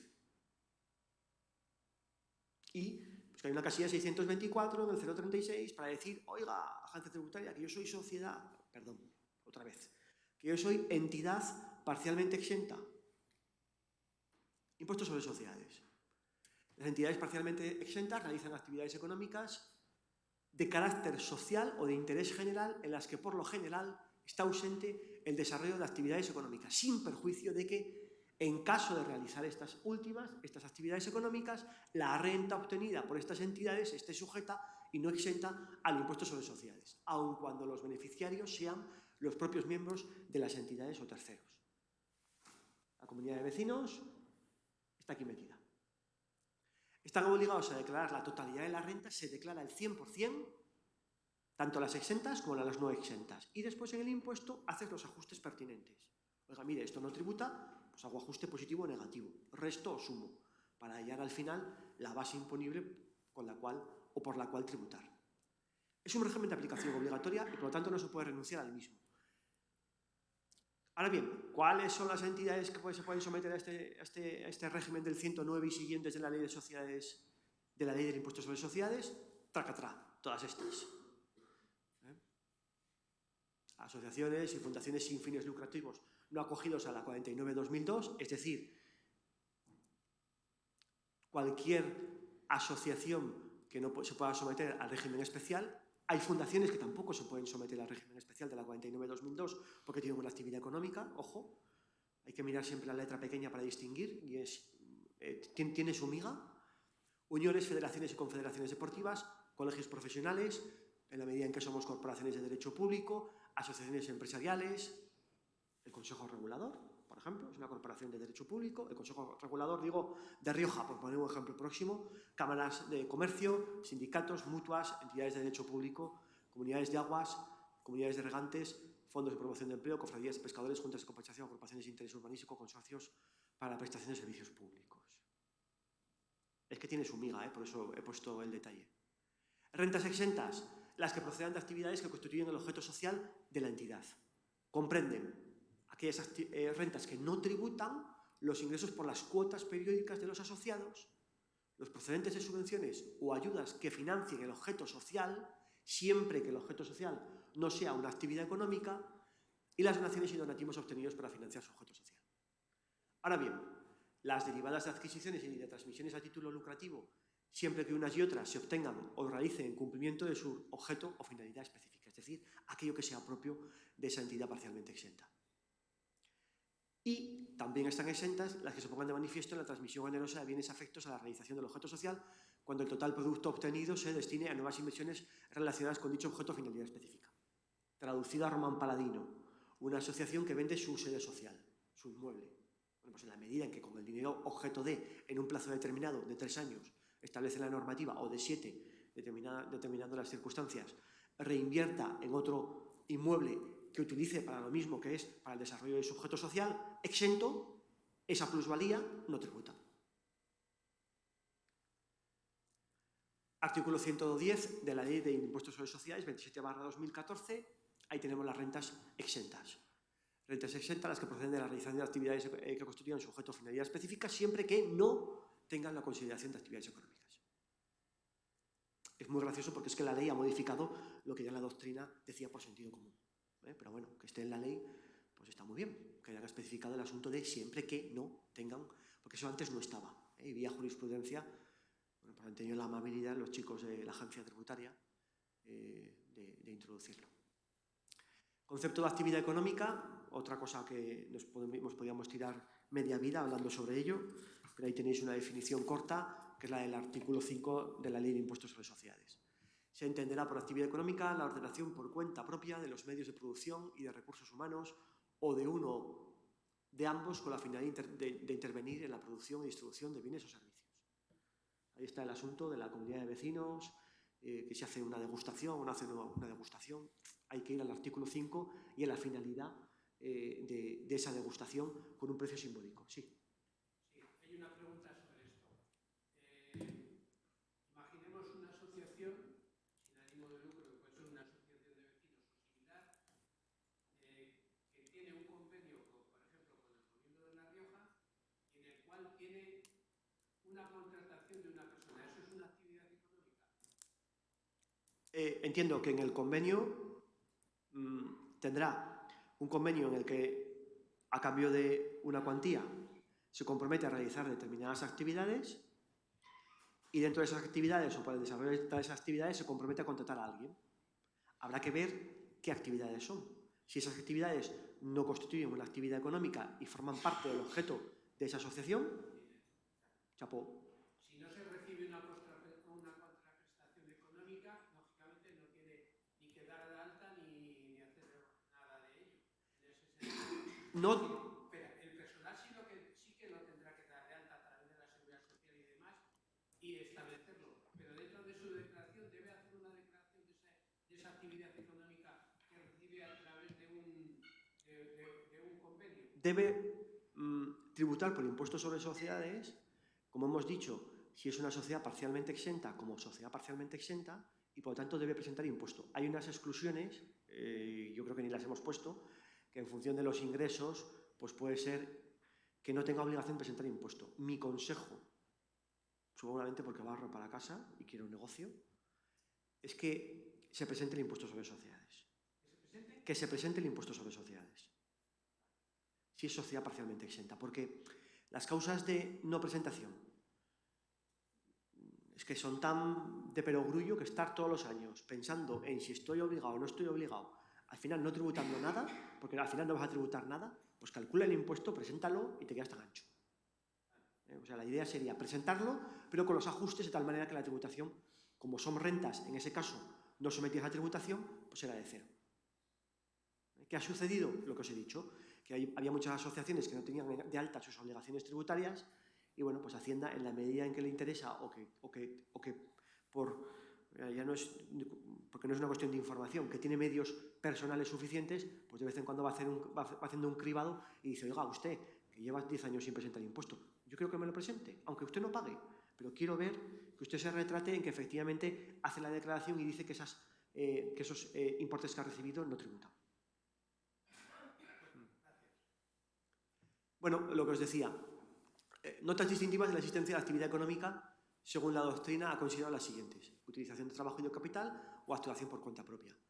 Cobro de la contraprestación por la entrega de bienes o prestación de servicios. En la medida en que, claro, en la medida en que no hay cobro, pues efectivamente, pues difícilmente va a haber actividad económica, ¿no? Me está dando hasta dolor de cabeza lo que estoy pensando, ¿eh? He relacionado la pregunta con el tema del IVA y la indiciación del precio cuando se reciben subvenciones y demás. Las rentas no exentas tributan al 25%. Cuotas de los asociados. Esto es una pregunta también muy recurrente muchas veces, ¿no? ¿Cuál es su tributación? Bueno, pues hay que calificarlos en función de la actividad desarrollada por la entidad. La entidad no presta ningún servicio a los asociados. Renta exenta. La entidad presta servicios en beneficio de los asociados en el desarrollo de una explotación económica coincidente con los fines de la actividad. Lo hemos visto antes. No exenta, hay que tributar. La entidad no presta un servicio identificable, sino que es de carácter general inmediato. Se trata de servicios que benefician tanto a los socios como a terceros ajenos a la entidad. La actividad que desarrolla la entidad no se desarrolla en concurrencia con el mercado y, por lo tanto, no es una explotación económica en sí misma, aunque los destinatarios sí son los socios. Renta exenta. Y lo que hemos dicho, el ejemplo que os he puesto antes. Puede ocurrir que con el pago de la cuota del socio se obtengan dos prestaciones, las destinadas a efectivamente satisfacer o poder financiar los fines generales de la entidad y que pueden considerarse como actividades propias de la entidad que no constituyen actividad económica, por lo tanto renta no exenta, y servicios concretos y específicos que reciben los miembros por ser socios de esa asociación y que sí podrían tener la consideración de una actividad económica. Esa renta sí estaría exenta y habría que de esa cuota distinguir cuál es la parte atribuible a una cosa y a otra. No hay un criterio específico para distinguir, oiga, ¿y cómo reparto yo de los 10 euros al mes que se paga la cuota del socio, cuánto corresponde a una actividad y cuánto corresponde a otra? Pues mire, usted aplique una regla de 3 en función de los gastos generales, en función de los ingresos y búsquese la vida, que ya vendré yo después a administración y le diré si la ha hecho bien o mal. Bueno, aquí tenemos diferentes consultas de tributos que si alguien está interesado, pues las vemos. Un ejemplo de enfermedades, de una asociación de enfermedades renales, otra un tema de actividades de enseñanza, pero van un poco en la misma línea. Ahí tenéis, por ejemplo, pues un aprovechamiento cinegético de actividades deportivas. El objeto social de la asociación es el fomento y la práctica de la actividad deportiva sin ánimo de lucro, teniendo como principal modalidad deportiva la vela y fomentando asimismo la práctica de las modalidades deportivas como el remo, la motonáutica, el piragüismo, la pesca y el baloncesto. Esto, yo creo que la metí en verano esta para otra historia. Da hasta frío. Obtiene ingresos por servicios que suponen la explotación de bienes mediante alquiler, embarcaciones, amarres, la realización de servicios, publicidad, catering, suministros, agua, electricidad, venta de alimentos, etc. Todas las actividades tienen la consideración de actividad económica, por lo tanto son rentas que están sometidas a tributación, aunque sea una asociación.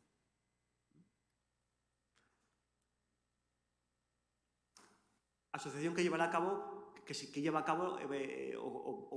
actividades para facilitar la promoción de la actividad física y deportiva para sus asociados, así como la participación y organización de actividades y competiciones oficiales sin ánimo de lucro, un poco para que veáis todas las posibilidades. La entidad percibe cuotas de sus socios colaboradores destinadas a sufragar estos gastos vinculados a la práctica del deporte, a la participación en competiciones oficiales y al pago a los entrenadores. Son rentas no exentas. Los ingresos derivados del acceso a las competiciones desarrolladas por los equipos a la asociación. Actividad económica, rentas no exentas. Cuotas del campus destinadas a promocionar la práctica deportiva, no exentas, tributan. Donaciones, subvenciones o cuotas de los asociados percibidas por la asociación que se utilicen para financiar la actividad económica desarrollada por la consultante, también tributan.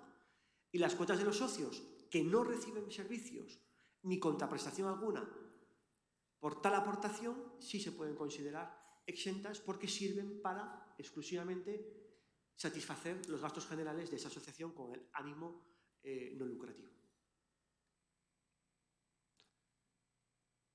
Bueno, pues ahí tenemos más casos.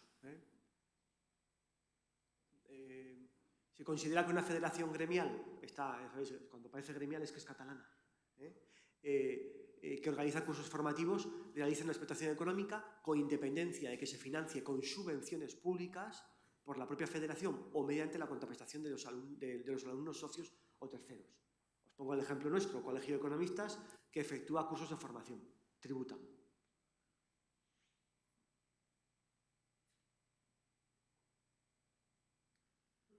Esta también es muy divertida, ¿no?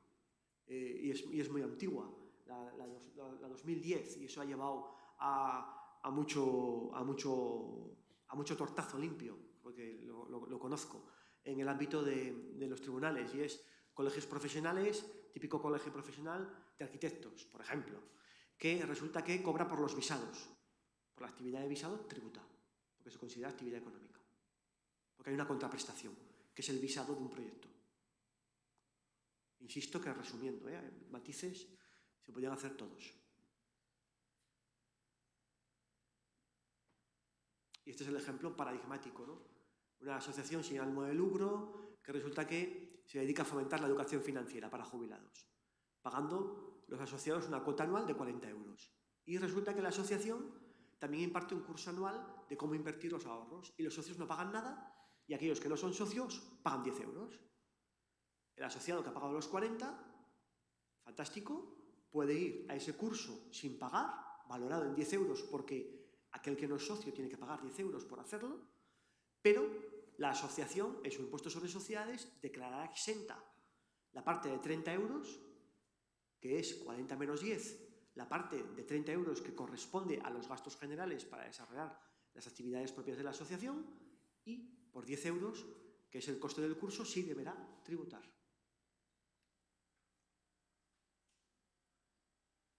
Bueno, lo que os he dicho de las transmisiones como tales, de inmuebles, etcétera, bueno, pues ahí está el régimen de tributación. Y el asunto de cuándo se realizan en el cumplimiento de su objeto o finalidad específica. Son los estatutos de la entidad los que determinarán si la transmisión se hace o no cumpliendo los fines sociales. Es decir, hay que recurrir a los estatutos para ver cuál es el objeto de la asociación y, en consecuencia, pues en función de ello se establecerá la tributación o no. Cuando no sea posible aplicar esta exención, la entidad adquiriente integrará en su base imponible el valor de mercado del elemento adquirido y la entidad transmitente integrará la diferencia de valor entre el valor de mercado del elemento transmitido y su valor contable. Bueno, esto es más específico que lo obviamos.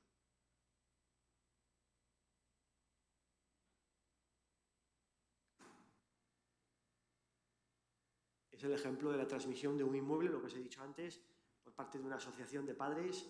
Bueno, pues en la medida en que se reinvierta lo recibido, pues podrá estar exento de tributación. Y si no, pues habrá que hacer un ajuste extracontable positivo en el impuesto sobre sociedades, diciendo que el importe del beneficio, 250.000 euros, pues debe tributar.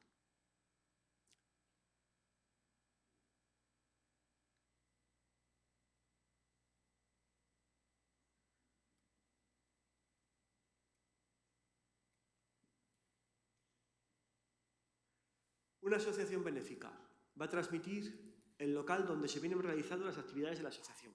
Posteriormente, la asociación se disolverá. Para que las rentas que se pongan de manifiesto en la transmisión onerosa de elementos afectos a la realización del objeto o la finalidad específica quede exenta, siempre que dicho objeto no se desarrolle en el marco de una actividad económica, empresarial, será necesario que el total producto obtenido se destine a nuevas inversiones relacionadas con dicho objeto o finalidad específica. Parece que no se cumplirá el requisito de reinversión, dado que la entidad se va a disolver entregando el importe obtenido en la venta del local a otras entidades que persigan fines análogos al de la asociación consultante. Por lo tanto, la renta obtenida en la transmisión descrita quedará sujeta y no exenta. Esto era muy gracioso porque era una asociación que decía, bueno, oiga, y lo que obtengo pues lo doy a una asociación hermana y tal. No, oiga, no se produce así. Tengo una pregunta. Una asociación que se va a disolver y tiene una cantidad determinada de dinero en la cuenta, toma una decisión de darlo a una entidad sin ánimo de lucro.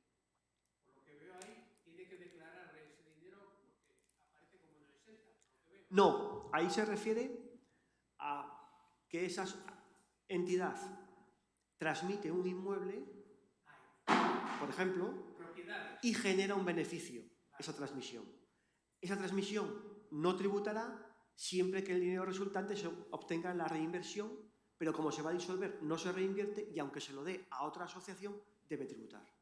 Es decir, se lo da a Hacienda y a la otra asociación. Vale, correcto. O sea, el dinero que hay en una cuenta no interviene en esa situación. Exacto.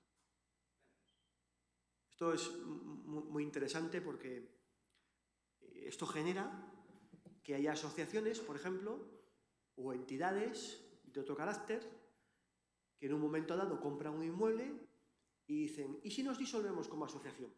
O como fundación, porque se acaba el dinero. O como corporación de derecho público.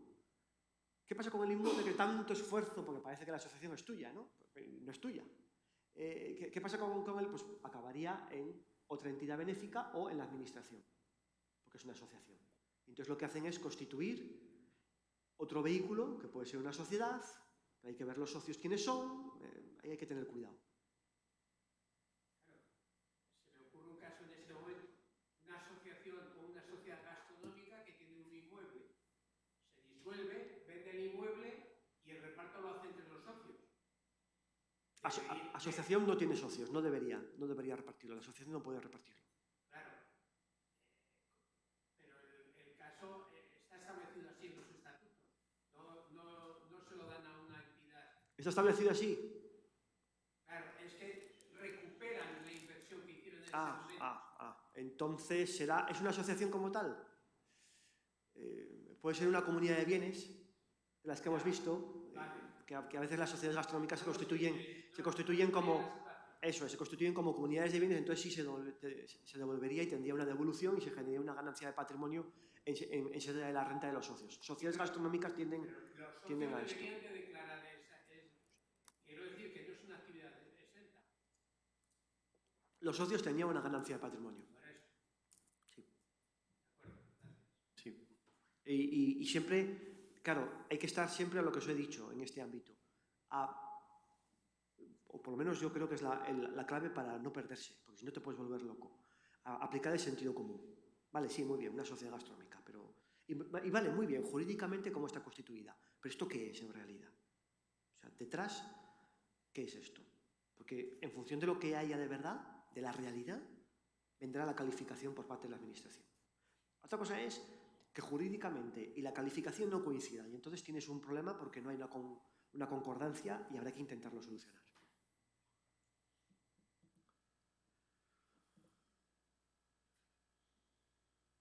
Bueno, pues lo que os decía de la sede, que no vamos a insistir. Las rentas no exentas, las que proceden de la realización de actividades, las derivadas del patrimonio. Por eso os digo, ¿no? Una fundación no tiene por qué presentar impuestos sobre sociedades en determinados requisitos cuando no tiene unas rentas no exentas superiores a tal, pero al final, aunque solo sea por el dinero de las cuentas bancarias, aunque lleven retención y esas no están sometidas o tienen un límite superior, al final es mejor casi presentar el impuesto, ¿no? Cálculo de la base imponible, pues es más un poquito de lo mismo.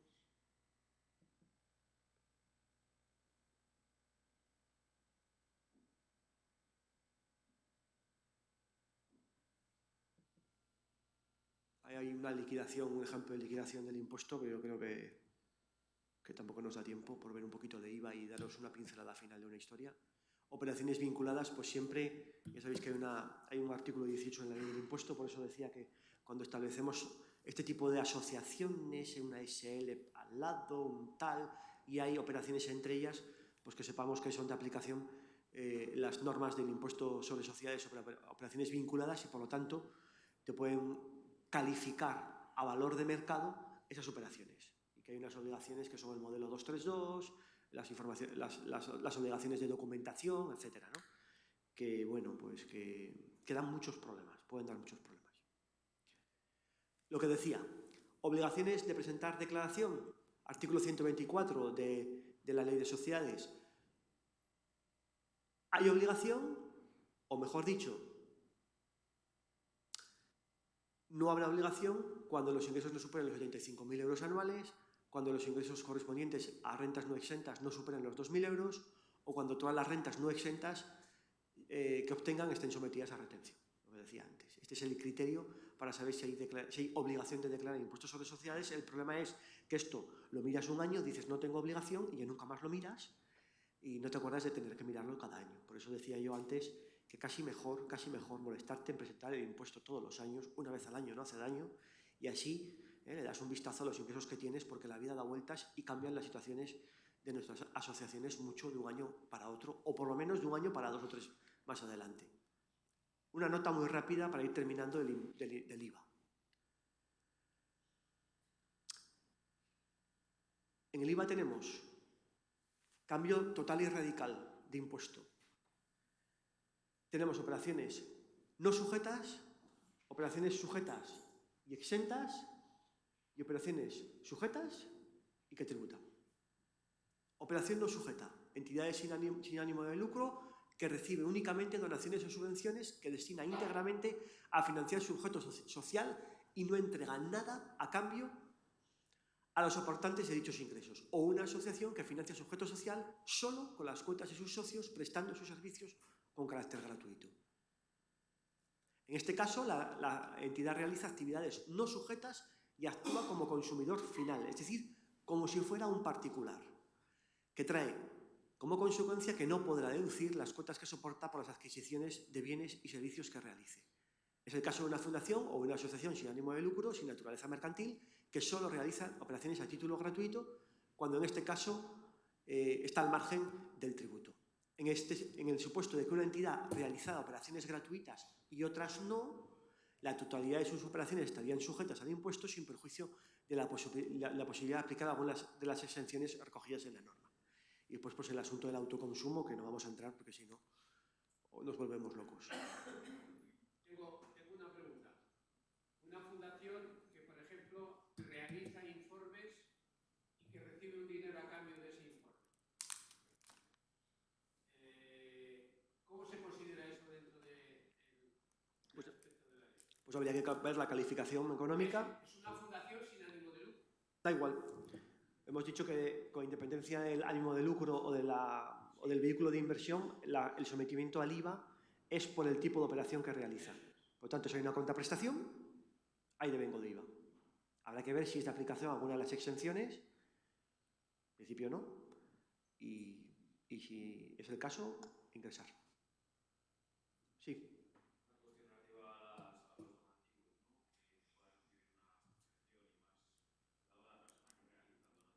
Uh-huh.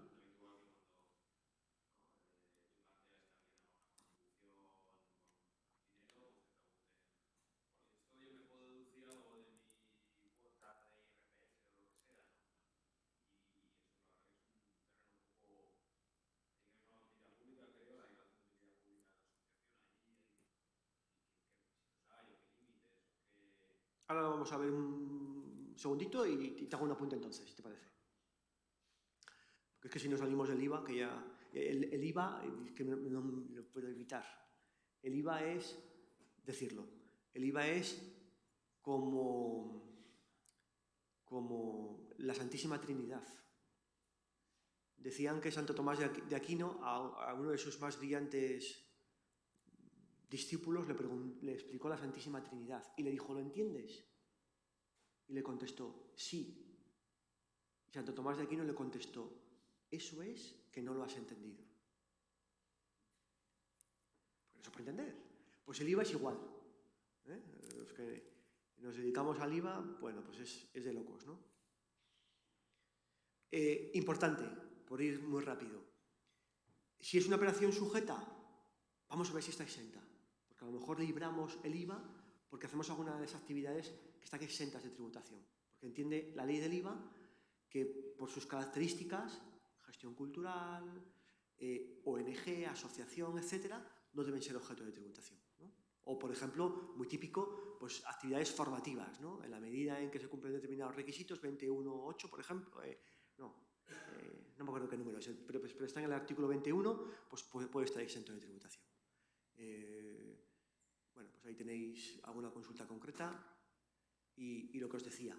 Si tengo operaciones sujetas que tributan, operaciones sujetas exentas y tengo directamente operaciones no sujetas, ojo, porque estamos en prorrata. Y eso significa que si todos mis ingresos, no todos mis ingresos tributan en IVA, tampoco me puedo deducir el 100% de los gastos. Tengo que hacer una regla de 3, una proporción, prorrata general o prorrata especial. Y sectores diferenciados, que no vamos a entrar porque nos lo pasaríamos muy bien, pero estaríamos tres días.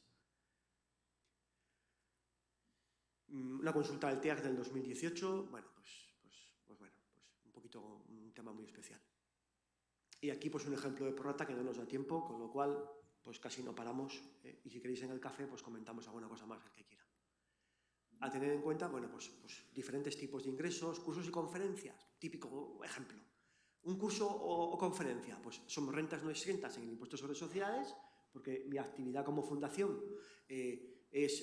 incluye la posibilidad de dar conferencias, pero están sujetas al IVA, pero están exentas de IVA por aplicación del 2019, o pueden estar exentas. Esto es también un tema muy divertido, que incluso se resolvió por una jurisprudencia del Tribunal de Justicia de las Comunidades Europeas, porque ya sabéis que el IVA está sometido a armonización europea y, por lo tanto, pues es nuevamente el Tribunal de Justicia de las Comunidades Europeas el que a los 15 años resuelve algo de media.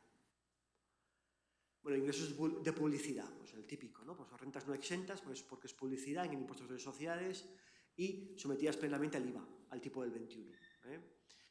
Pues ingresos por intereses de cuentas, rentas no exentas en impuestos sobre sociedades y sometidas al IVA.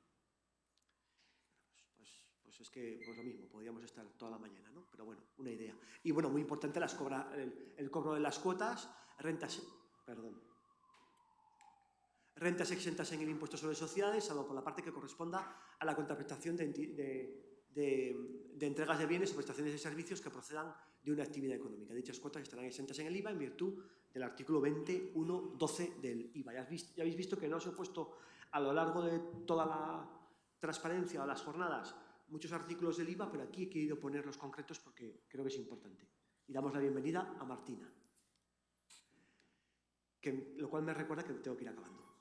Y lo que preguntaba el compañero, y es el régimen de deducciones, ¿verdad?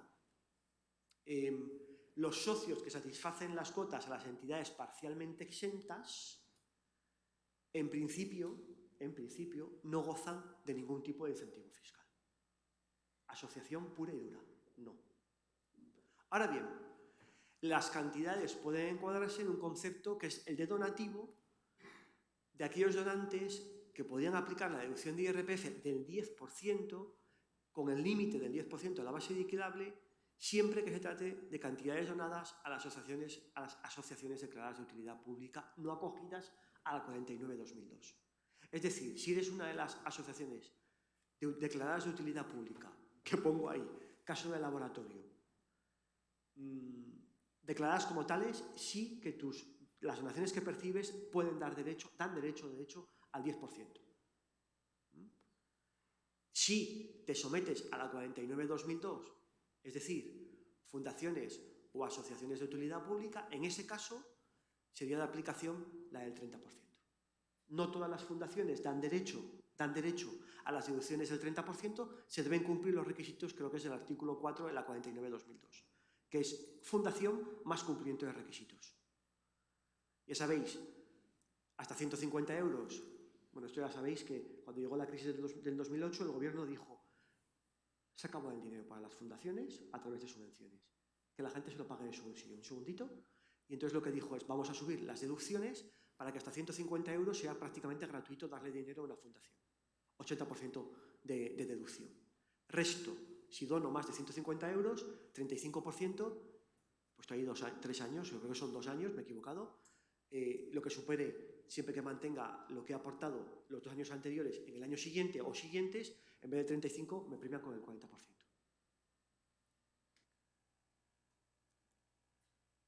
Cuotas pagadas por los socios, lo que os decía, muy importante, que lo habéis preguntado, en los certificados de donación, porque es que nos encontramos que aunque a veces los certificados de donación que hacéis os dan un poco de pena, porque faltan requisitos. Entonces, por favor, los requisitos recogidos, que tampoco son demasiados, pero que estén todos recogidos en los certificados que se emiten para que aquel que da la donación, pues si se aplica la deducción, en la medida de lo posible que no tenga problemas en su IRPF o en su impuesto sobre sociedades. consultas que pasamos, y es que no podía terminar, de verdad, aquí ya termino, y son dos presentaciones, sí, es Will Smith, dando el tortazo en los Oscar. Con el 36-1, aunque no os lo apliquéis ninguno, que sepáis que os suene, que es la deducción del cine. La deducción del cine que se modificó el 1 de enero del 21, como he dicho antes al principio de la jornada, para introducir el criterio de Navarra. Muy interesante. Si recordáis en todas las pelis de cine, os encontráis con que todas dicen, al final, cuando aparecen los textos, dicen: esta producción ha sido generada por la agrupación de interés económico o por la unión temporal de empresas, patatín, patatán, tutú. Bueno, pues era un mecanismo para no recurrir a agrupaciones de interés económico o UTEs, que da bastante más seguridad jurídica. Es decir, que si alguien que quiere hacer una producción cinematográfica no hay que ir a los Oscar, puede ser una cosa muy sencillita, que cueste 100.000 euros, que se hacen cosas sencillitas, no hay que recurrir a grandes historias, que está muy subvencionada y que resulta que hay alguien con una actividad económica, una SL, que quiere aportarme y entrar en esta producción, pero no quiere recurrir a las UTEs, a las AIEs, que es un fregado y que después son objeto de inspección. Existe este mecanismo a partir del 1 de enero de 2021 y es, que me entendáis la idea, porque es interesante, yo aporto a la SL que se dedica al cine 100 euros, vía préstamo. Ni UTEs, que hay responsabilidad solidaria y es un fregado, y como salga el del cine corriendo y dejes las facturas sin pagar, te meten un problema. Un préstamo, con lo cual no hay ninguna responsabilidad por el inversor en el cine. Y aquel que desarrolla la actividad cinematográfica y que genera la deducción tremenda, es una deducción bastante interesante, ahí la tenéis, del 30% o del 25% del aportado, restando subvenciones, te paga el préstamo cediéndote su deducción. Y tú te la aplicas en el impuesto sobre sociedades. Así de simple. Y además te puede pagar hasta un 20% de intereses. Es decir, tú aportas el 28 de diciembre de 2022 100 euros y en tu impuesto sobre sociedades, a presentar el 25 de julio de 2023, 6 meses más tarde, te aplicas una deducción que te ha cedido de 120. Es un buen negocio. Yo no vendo nada, habrá que ver la inspección qué opina de todo esto, pero es un régimen que en Navarra ha funcionado y yo creo que ha pasado bastante desapercibido, pero es interesante. Y con esto termino. No sé si había alguna pregunta, lo siento por no haber hecho caso a las últimas, pero tenemos que terminar. Por favor.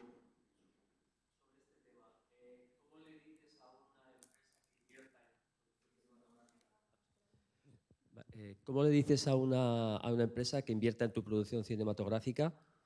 ¿Cómo le convences para esto? ¿Tienes que tener un abogado por medio que realice la gestión? ¿Se hace mediante un escrito sobre el notario? O sea, Pues te voy a decir, yo soy muy sincero, con cariño.